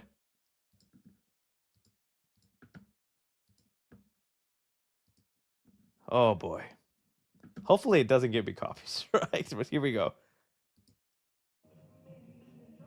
Oh yeah. Oh yeah, baby. Right there? Jen Ortega, you better count your days. You Hurry Up Tomorrow too? Starring 3C. I've been trying to goon. I've been on my own for far too long. Maybe I should get a Tinder app, baby. I'm going through withdrawals. My original lotion got recalled, and now I must look for more of it, baby. Sin City's cold and empty. There's no one hitting that jiggle. Oh, dude, all of it is jiggling. It takes a lot for me to show you videos like this that clearly show my excessive weight, but I do it. I do it because hopefully it makes your day just slightly better. There you go, guys. There's me in my suite. Yeah, that's right. Your boy had a suite. Honestly, thank you guys for that. I would never be able to afford something like that if you guys were not watching. So thank you. It's my first time being in a suite. It was nice. It was nice. Okay, let me go. Oh, Abel. Nice man, that Abel. This chat is milk. Oh, dude, I remember when someone said that to me. That's an OG fan right there. Someone once called me a milk bag. Bro built like cartoon milk. A crank hog or blackout. I love the jiggle. Oatmeal. Oh, you called me oatmeal, dude. What? I hate all of y'all. Good stuff. Good stuff. Only I will. You guys are worth it. You guys are worth it. All right. Angel Bautista says thoughts on Demon Slayer movie. Unfortunately, haven't seen it, buddy. I don't think I'll get around to seeing it until I decide to check out the Demon Slayer show. I know it's on my list of animes people recommend, but unfortunately, I've not gotten around to those. All right. Global Gobbler says Regal is doing a promotion. Classic movies for every day in September. They're stacked. You should check out. I'm trying to go every day.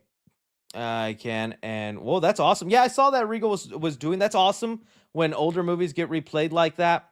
Uh, I did see like a TikTok of them listing them out and whatnot. I think there's some of them I want to check out. Like I think they, well, I want to do Back to the Future, but I think there's some in there that it's like, oh, it would have been nice to see that in theaters. So I gotta look at. The only problem is in Dallas here, the closest Regal is an hour away, and that's just, and it's not even a nice theater too.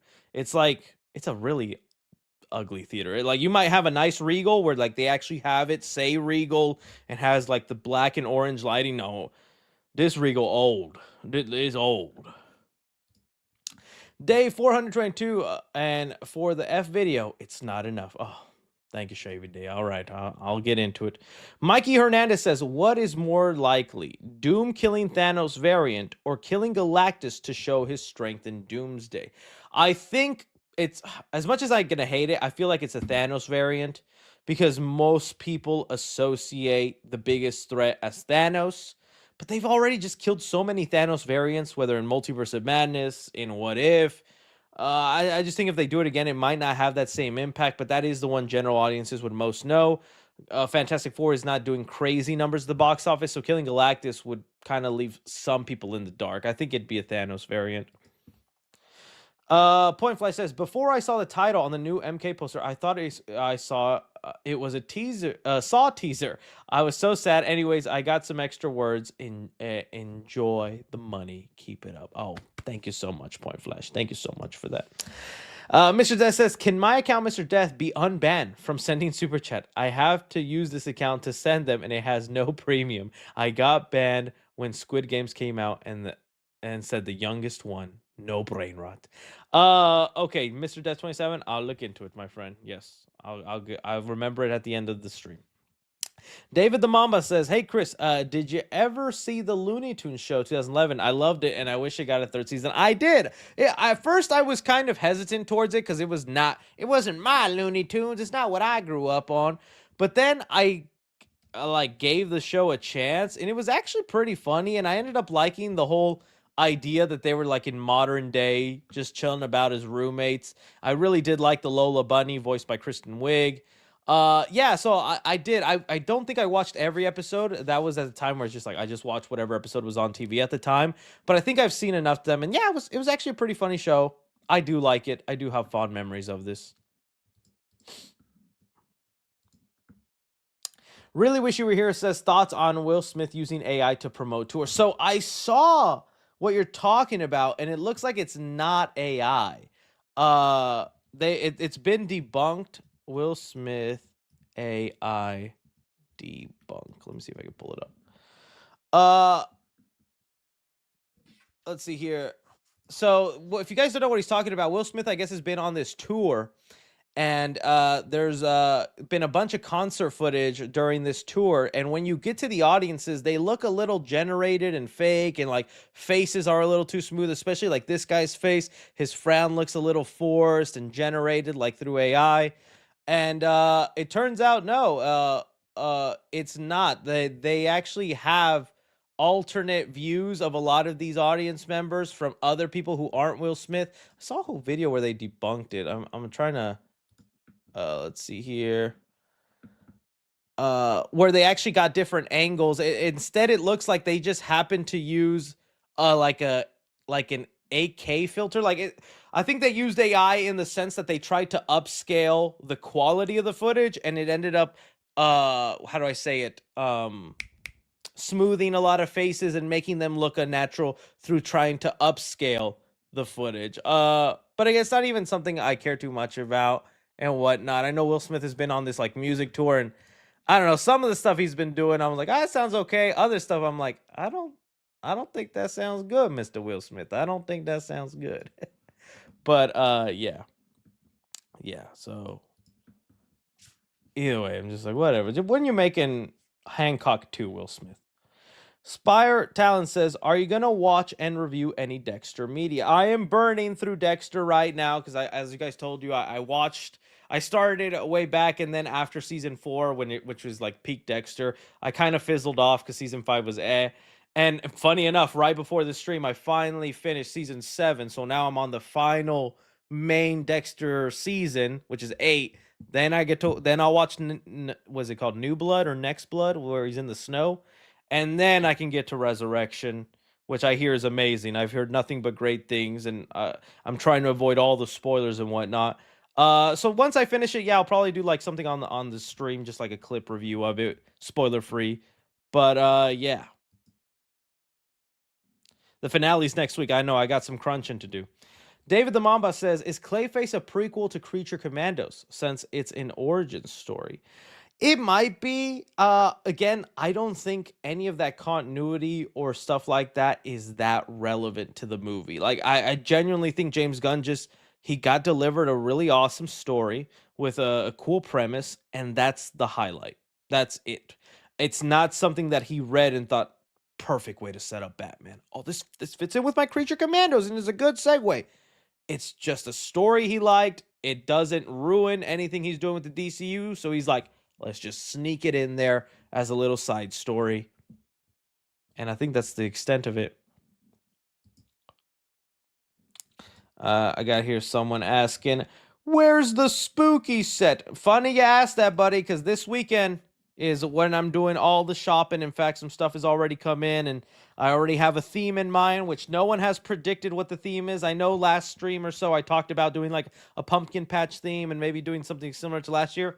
I finally settled on something. I think it's going to be really unexpected, but kind of cool. And I do have my outfit already picked out. It came in the mail. I don't want to show off my address. But the outfit I'm going to be wearing is in this little buddy here. So this weekend is going to be dedicated to spookifying the set and doing all that. So we'll see how good it goes. All right. Let's see here. Lewis Clark says, I saw The Life of Chuck this week, and it was great. Very emotional and different to Mike Flanagan other films. Also, Matthew Lillard will make you cry. I still need to see Life of Chuck. That's one of those ones that I missed, and I need to check it out. Thank you for that. Jinxed Artist says, hey 3C, you gonna see Demon Slayer Infinity Castle? Unfortunately not, since I've never seen any Demon Slayer, and I know some people are gonna say, well, I think that's a movie you can watch without having seen any, but I'd like some pre-hand knowledge. And so one day I'll eventually check it out once I finally run through those animes. Nerd Boy says, do you think they'll announce the second part of the Doomsday Cast at D23 tomorrow? I don't think so. So everybody's been, a lot of scoopers or other people have been hyping up this D23 event tomorrow when it's not really D23, at least not in the sense where they have like the huge stage presence and attendees and all this kind of stuff. It's more kind of like it's kind of more like a check-in, a reminder of what's coming up and things like that. It could maybe be the Doomsday Cast announcement, and if Marvel's smart, they could use it to try and boost up some sales with Fantastic Four since it's still in theaters and it's just kind of been kind of slow going. It would be perfect that this weekend they announce Doomsday stuff, and then people are like, well, we got to go watch Fantastic Four to be ready for that Doom movie. But I'm saying if I had to put like a percentage on it, I'm going to say 40% chance. I think we will get something like maybe a first look at Mandalorian Grogu, or another first look, or something small. I don't think it'll be major stuff. I don't know.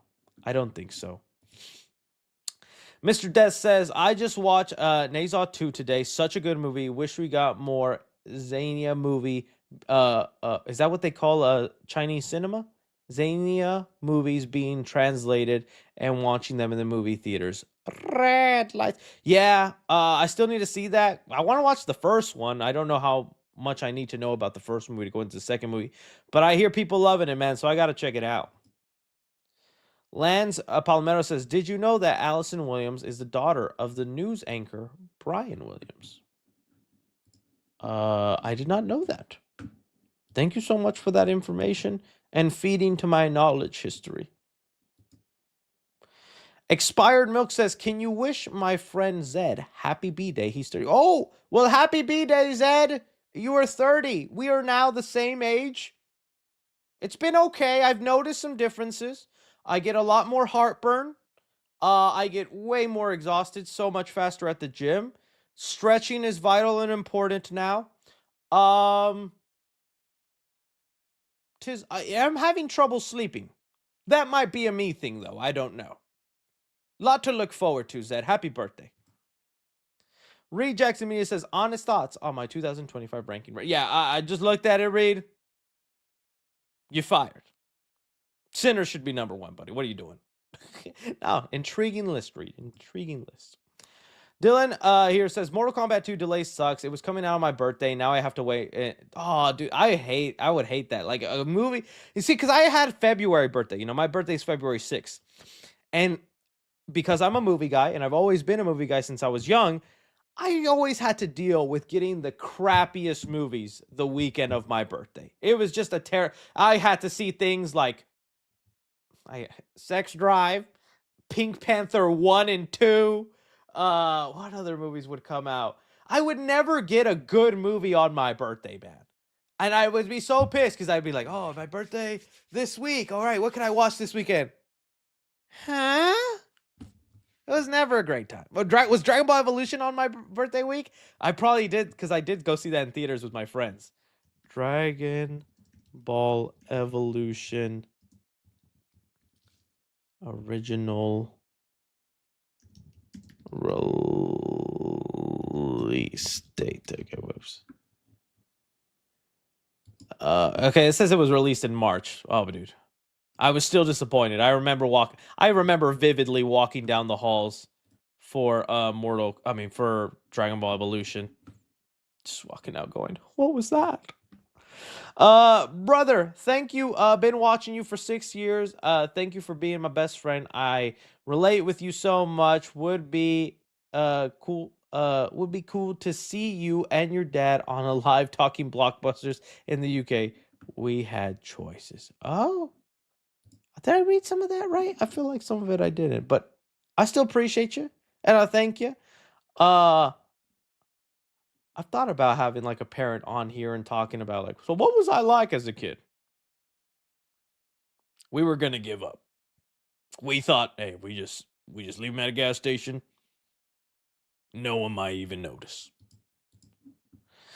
Really wish you were here. Says, what kind of movies would you make with Jim Carrey? Oh, I mean, I like his comedies, man. I just keep doing comedies, but you need to find a fun premise. That's where Jim Carrey excels in. You know, things like Yes Man, Liar Liar. That stuff was a lot of fun.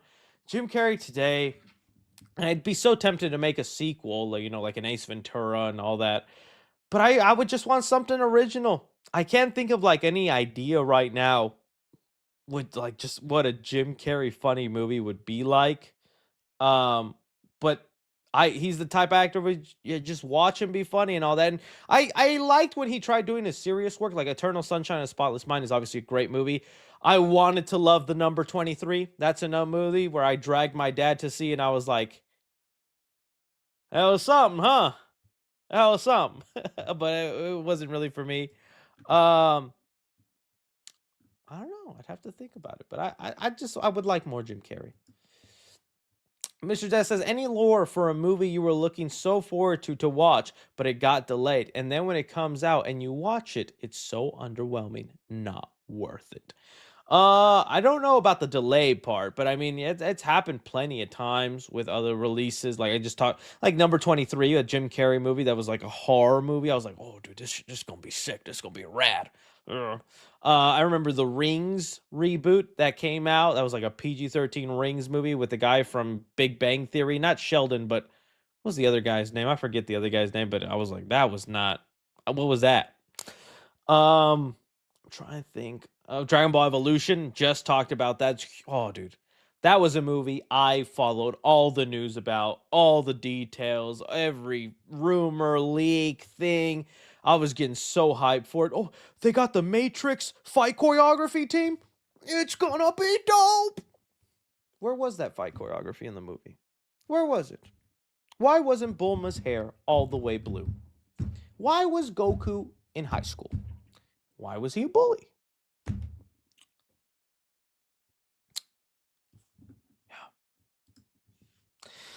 Peyton Rorick says, "Hey Chris, a weird request. I'm fine if you don't want to, but I'm doing a high school project where we interview our heroes. You are mine. I started a whole YouTube channel because of you, and so much more. If I could interview you, that'd be great. It's fine if you can't.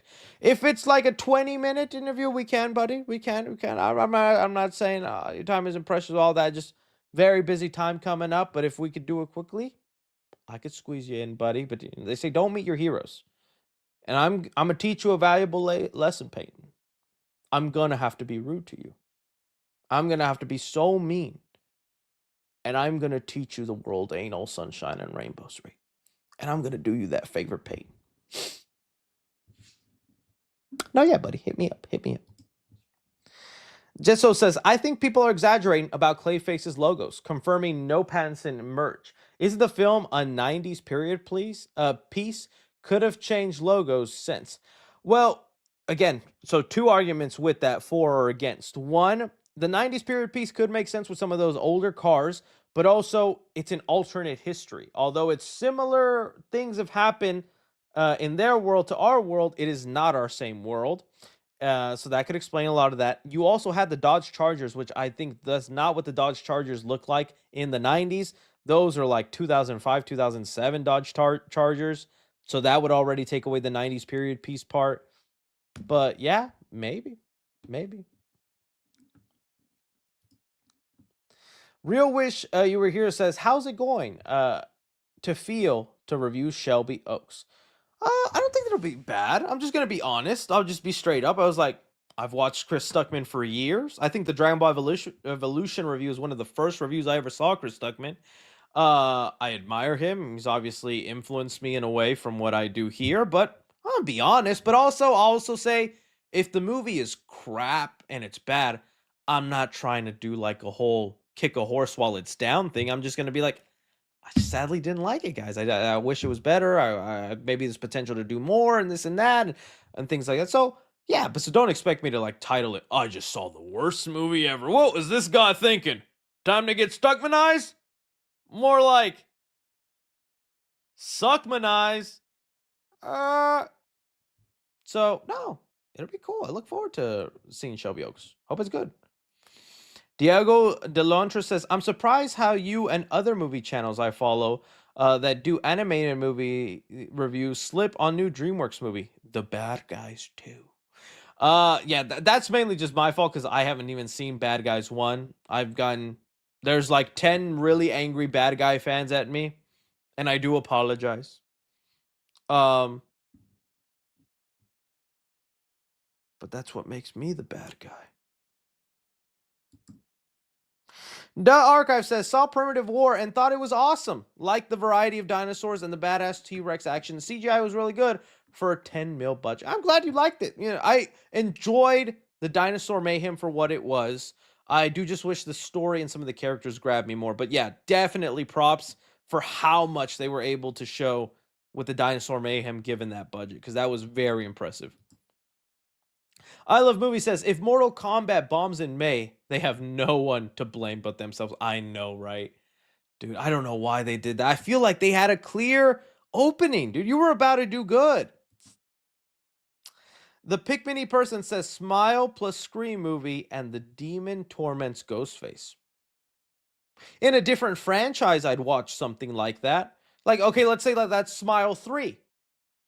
That would work also because, well, the movie might be over too fast then, because the whole way you pass the smile curse is kill someone else, right? And have someone else witness it to pass it to them.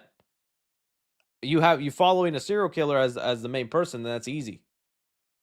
I wouldn't mind seeing that. The Batman should have been a one and done movie. Oh, don't you say that, Ray. Don't you dare say, you shut your mouth. Shut your mouth. No, dude, I liked it. But you're not the only one that thinks that. I remember talking about the movie with like my father-in-law, and he's like, "You think they're gonna make another one?" I was like, "Oh yeah, it's a whole trilogy coming." He's like, kind of just felt like a one and done. I was like, shut shut shut your mouth. Shut your mouth, father-in-law. Snow L. Jackson says, "Thoughts on Paramount are in talks to buy the rights to develop a Call of Duty movie. I forgot to add this to the agenda. You have a great point, Snow L. Jackson. I could give you a big old kiss. That is something that came about, a Call of Duty movie. So let's see here. Call of Duty movie. They have nabbed up the rights. Now, okay, couple of things. Your boy, not a big Call of Duty guy. I was not in the cool boy circle. I was not into the Call of Duty stuff. Uh, one, I was just not a fan of like first person shooter games. I was more of a platformer or adventure game. But dude, I had so many friends that were obsessed with Call of Duty. They would even have Call of Duty parties and be like, "Come and play." And I'd always live for like 5 seconds. Then they'd pass me the control. It'd be so embarrassing, right? I didn't get into Call of Duty till a bit later when I was starting to get better at first person shooters. With that said, though, with my knowledge of Call of Duty, in the end of the day, aren't a lot of them just like reenacting old wars that have happened and like fidgeting some stuff? I know there's like one Call of Duty where they brought JFK into it, right? What do you make a Call of Duty movie that isn't just a stereotypical war movie? What makes it a Call of Duty movie? Is it that guy Ghost? Does he have like a lot of backstory and someone that like I only seen the memes of Ghost where he's like just staring you down? This guy, is he like interesting enough to get a whole movie about? Uh, that's what I'm wondering with that. How would that work, and how would it just not feel like a random war movie, right? Because you do a period piece, would you a modern day? Do you bring in someone like that? Someone said probably Ghost, probably not. Yeah, or they go to the future. Is there time travel in this game also? And would you do a zombie mode scene moment? I don't even know what that would be called. So yeah, we'll see how that goes. Video game stuff right now is kind of popular, but you do have to pick the right video game, you know. I was thinking video games might be the next superhero trend with like everybody making them, but I think some video games have proven it's that you don't although they're popular games, you might not have the large fan base, but things like Minecraft, Five Nights at Freddy's, even the Mortal Kombat to an extent with how much they're hoping a lot of people show up to that. There is an audience if you find the right video game for people to show up for. Call of Duty, I think that name does hold a lot of weight and would get a lot of people to show up, but that trailer's got to be bumping because if it looks like a stereotypical war movie, I don't know who's showing up. Jaden Voss says, dude, your favorite movie, Back to the Future, will be coming back to theaters for its 40th on Halloween weekend, IMAX like Jaws. I'm so down. Oh, yeah. I saw, buddy. I'm definitely going to be down for that. Oh, Doc. Jedi Master Fawn says, hey, Chris, here are some of my DCU predictions. Hopes Batman will have a gray blue suit. G.I. Robot will be in Sergeant Rock. Titans will be led by Nightwing. Justice League will have non-traditional lineup. Supergirl, terrific. Have a great weekend. Okay. I would love the blue and gray suit. I just don't know how they make it work in live action unless it's kind of like the Flash suit in with that one. Let's see, Ben Affleck. Cuz like it wasn't completely blue, but it was blue enough. Like that's the closest blue you could get in live action cuz if you're too bright, he needs to be the Dark Knight, right? He needs to be the man in the shadow. It could maybe work. It could definitely rework that entire suit though cuz that suit was just not it. So we'll see. As far as Sergeant GI Robot and Sergeant Rock, I could maybe see that happening. Titans led by Nightwing, I feel like that's definitely like a given. Non-traditional Justice League, James Gunn would probably definitely do that. I mean, what is even the Justice Gang right now? Yeah, non-traditional Justice League I think is definitely happening. I think Scream 7 is cooking. All the elements they're bringing from the OG films, like Nev saying it'll be similar in tone and the composer coming back. I hope so. The only thing I worried about is the overuse of the nostalgia and the desperation the movie is wreaking with the controversies that led them to bring in Matthew Lillard, bring back all the other ghost faces, whether it's an AI deep fake, whatever. I just hope the story actually reigns true. And I feel like Kevin Williamson could pull that off, but we'll see. Did you watch Fixed? I watched it. It's a stupid kind of fun movie. I have not yet. But that's a nice review, my friend. I'm glad you thought it was fun. Michael Tomsick says, "How would you rank these four Cheech I'm not your Uncle Marn films?" Oh man. Okay. Cars, From Dusk Till Dawn, Ghostbusters 2, and see, this is hard because am I basing them on his performance or just the movies themselves? Because if it's the movies themselves, I'm thinking Lion King on top. Then I'm going From Dusk Till Dawn, Cars, Ghostbusters 2. Yes, yes. Mad1306 says, "What you think of Tyler Hoechlin as Batman?" Yeah, I did see he threw his hat in the ring. I'll be honest, nah, I like him, and I enjoyed him as Superman, in Superman and Lois.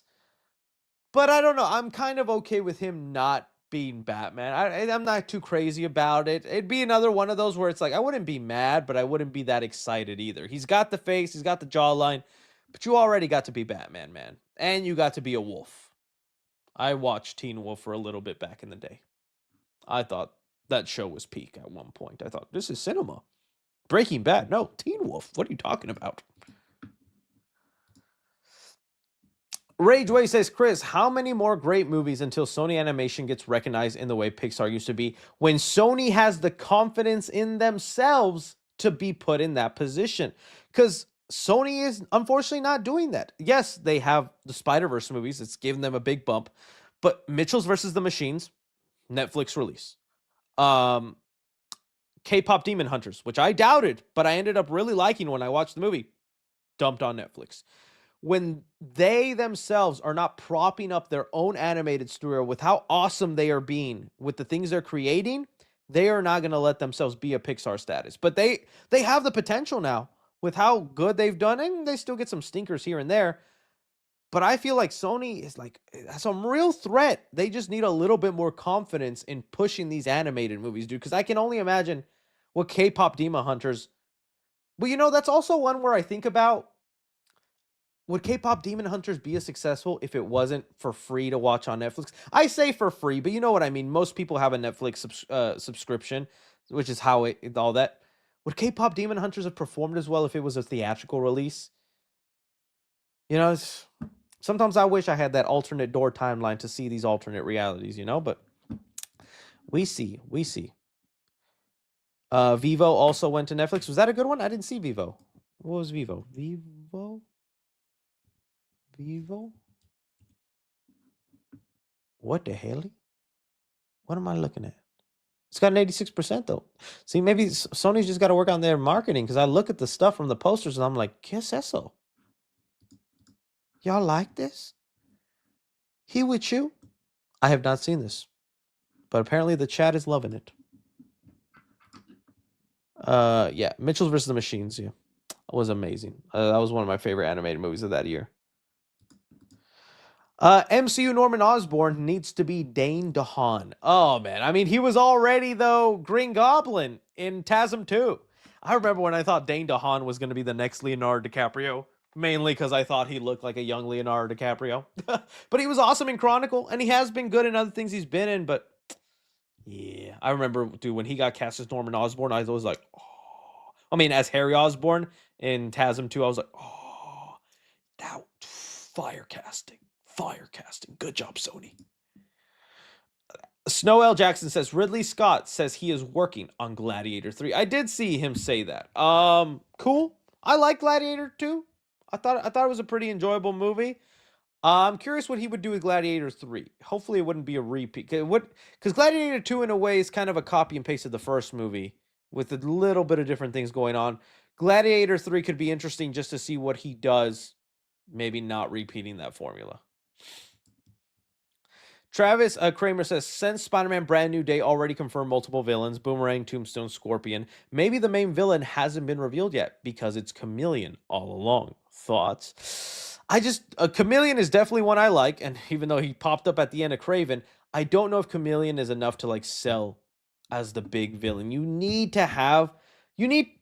you think about the trailers for Spider-Man, a big part of them is showing off the villain, whether that's Mysterio, the Vulture, Or like in Spider-Man No Way Home's case, all the past villains, Doc Ock, Green Goblin. When you're doing that for this new Spider-Man movie, who is the person that will get people going, "Oh, I don't think it's Chameleon." It'd probably have to just be Scorpion, if we're being honest right now. But we'll see.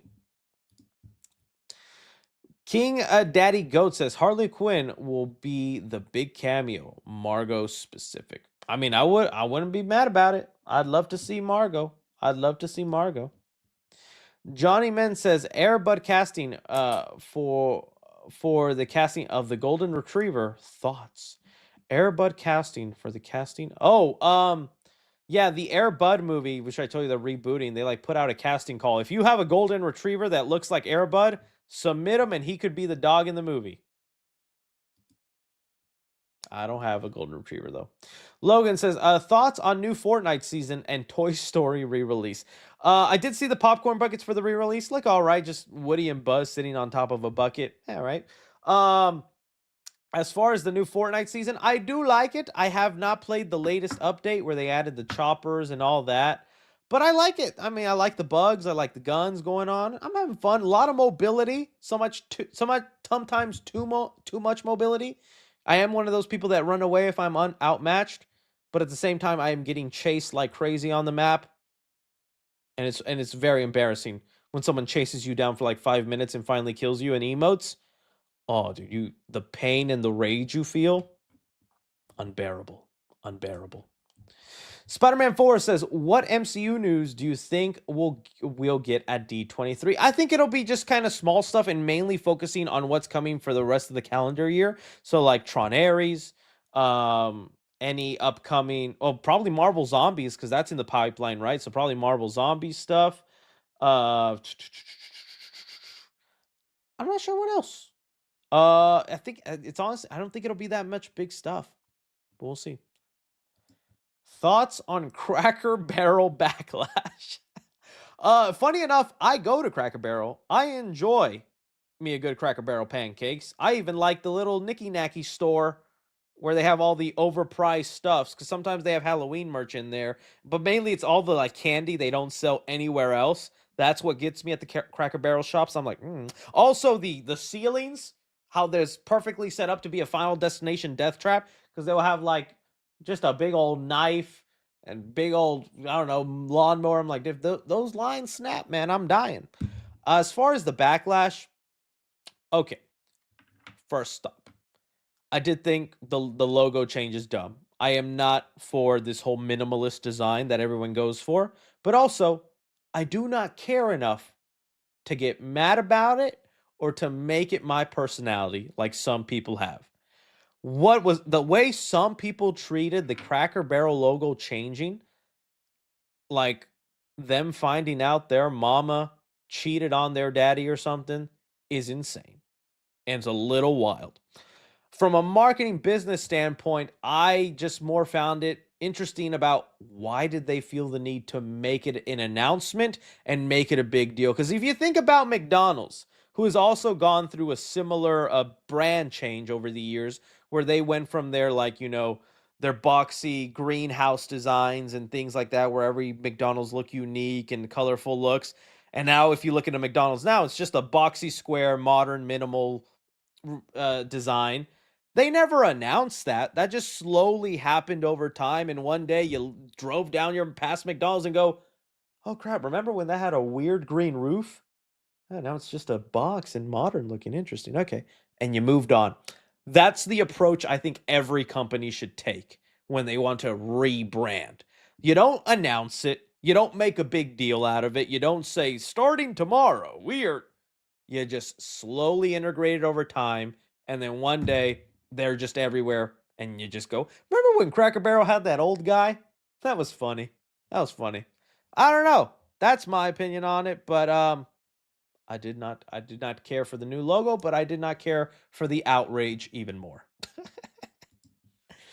Galaxy Waffle says, "Listen to your live playbacks at work. Help so much, bro. You have no idea. Keep up the great work, Go. Also, would you want the DCU Batman villain to be?" Thanks so much. Well, I would want them then to emphasize on fantastical weird Batman villains we have just not gotten in live action, whether that is maybe like a Man Bat, or let Joker just maybe be a little bit more kookier with what he can do.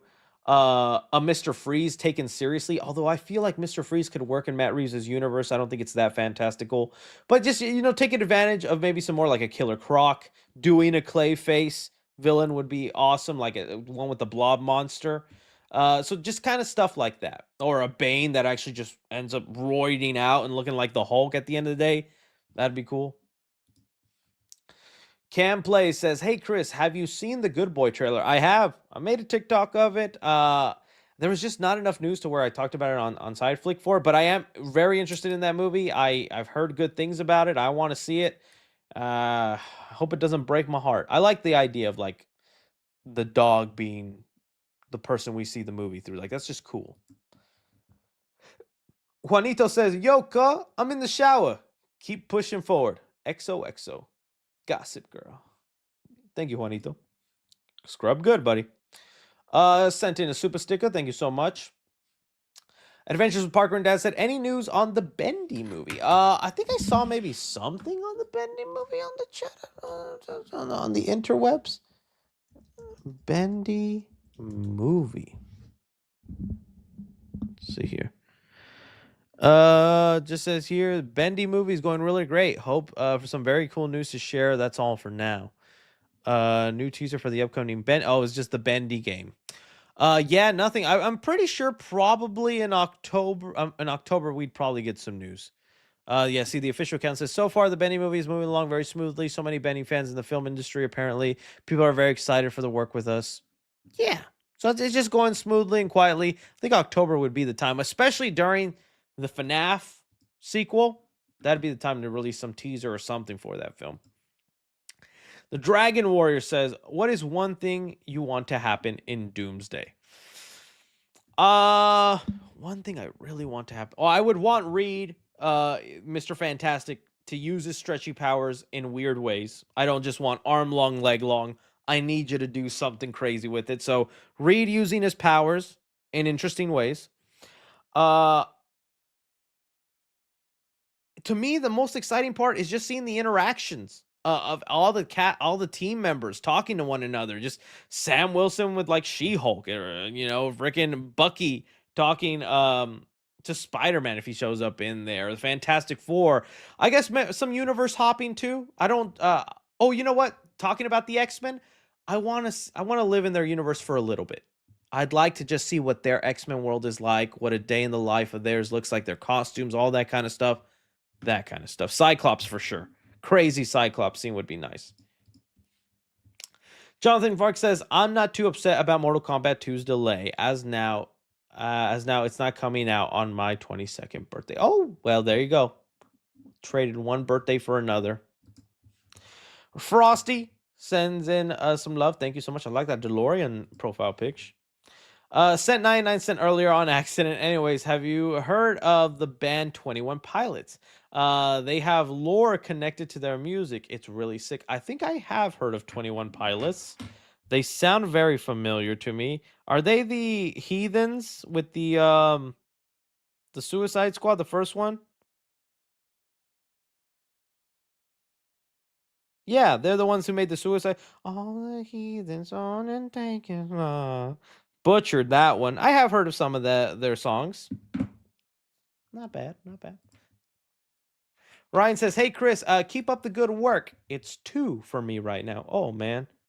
I hope it I'm sorry. I still appreciate you being here. S Train says, "Any advice to help clear up sinus congestion?" Okay, for what you don't want to do the thing that I used to do as a kid, which was very bad because it would lead to headaches. As a kid, whenever my nose would get plugged up, I'd do the thing where I'd take my knuckles, I'd cover up my nose, and then I'd blow really hard. And you do that for like 10, 20 seconds. And through that, you clear up your sinuses for like 10 seconds.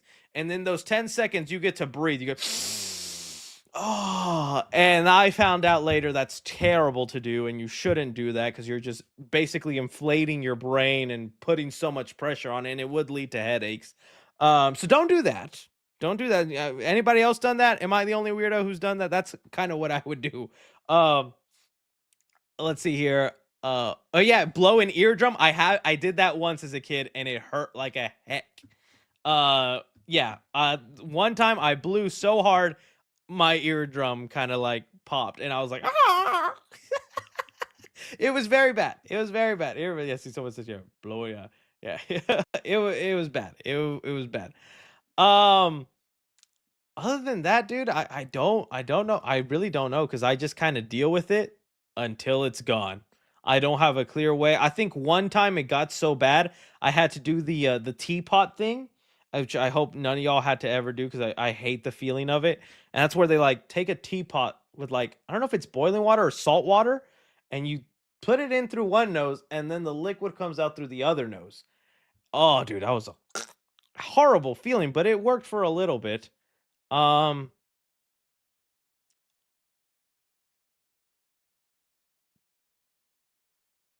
Go into a coma.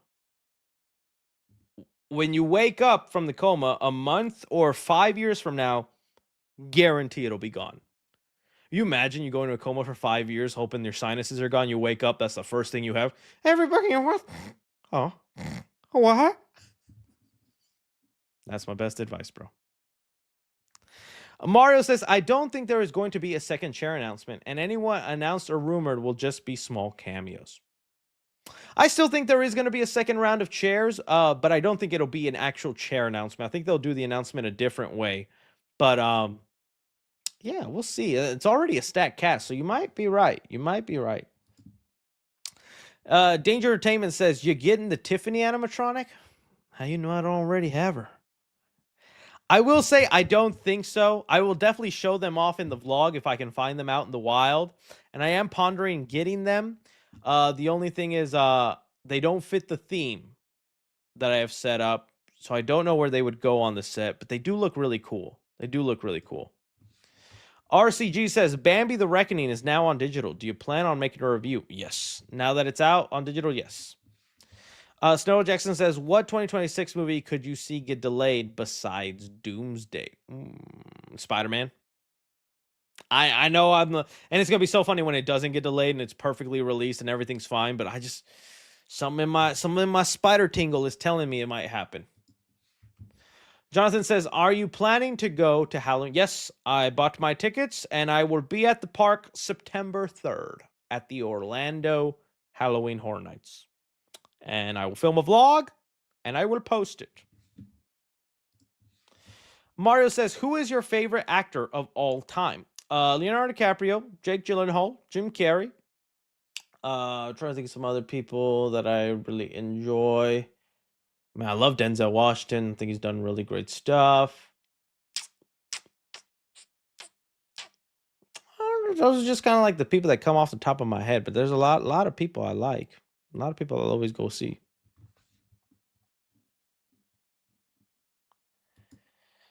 Oh, let's see here. Quinn says, what are your hopes, theories as to what will happen in Beyond the Spider-Verse?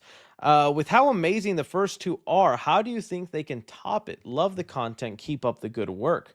I think they can. I think to me, I hope they bet because I think there is going to be also a plethora of cameos and like awe moments. Wouldn't be surprised if they're Toby and Andrew related. Or honestly, it'll be Tom Holland related, if anything, because they kind of did Toby and Andrew in Across the Spider-Verse through like playing back little footage and whatnot. But whenever that stuff is there, I hope it doesn't take away from the story because I think they really are coming together with something awesome. Yeah, just I hope they conclude it well, and I hope there's not too much left of a door open to try and make more because actually like there to be a closed and completed trilogy. Peyton Rourke says, you're willing to be interviewed. How do I get in contact? I think there's an email in the description, the 3C Film Review at Gmail. My damn, my friend. Lost Cause says, real quick, you think Brand New Day would be structured like how Gun Superman was? More comic book vibes, especially considering the amount of crap we're hearing like point A to point B. maybe that could work because like the vibe that Superman was going for is like a week in the life of Superman, right? So a week in the life of Spider-Man in this brand new day could work. I wouldn't mind that. I think I don't know if comic booky is going to be the right word, but I think it is going to tonally feel very different, and I'm happy and excited for that tonal shift. But I think it's going to be more of a focus on just s- classic Spider-Man stuff that hasn't really been done in the MCU. Mr. Zaz says, when do you think Mickey Mouse horror review? Can you add the Popeye movie that came out? Also, any news about Goat? Sony is being on top of their game after the emoji movie disaster. Orange light. Um, the Mickey Mouse horror reviews are going to be part of the Spooky Mama season. I'm gearing up on which Mickey, because there's a lot. There's a lot, and I only want to pick like 5 of them. So yeah, that definitely will be part of it. The Popeye movie, I don't know if the Popeye ones would be so popular. There are like 3 of them though, so maybe I could just do that into one video. I don't have a good Popeye impression though. The Goat movie though I'm just excited for it. I don't think there's much updates on that though. Mr. Des says, I think we are living in a different timeline and how DC is seeming winning right now. Sony and DreamWorks better than Disney and Pixar. Don't forget to see if you can unban Mr. Dead 27 account, please. I will do, my friend. It is interesting to see some things flip around. There are some things I just thought were always going to reign true and supreme when I was a kid that are just gone, like a Blockbuster. I thought that would just be here to the end of time and I would enjoy Blockbusters forever. No. I mean, even Party City is gone in my area. I don't know if you guys have Party City around you, but that's just gone. But yeah, things like that where it's like you always thought Pixar would be top of their game. MCU would never do wrong, never fail, and now we're starting to see the shifts and turn around. I was even talking at the beginning of the stream with like Apple products, how hyped I was for every Apple product, but now I'm just like I could care less about what they release. Things change, man. One day you're gonna feel that way about 3C, and it's gonna break my heart. One day you're gonna click on a 3C video and go, just don't hit the same, Timmy. I used to love this man. His cringe, unfathomable. His wits, not really there, but he was still funny to watch, Timmy. Now look at him. What a disgrace. But I hope some of you will still stay. Tiny time. Okay. Lost Cause says Chainsaw Man is peak. Tis peak. From the one episode I saw.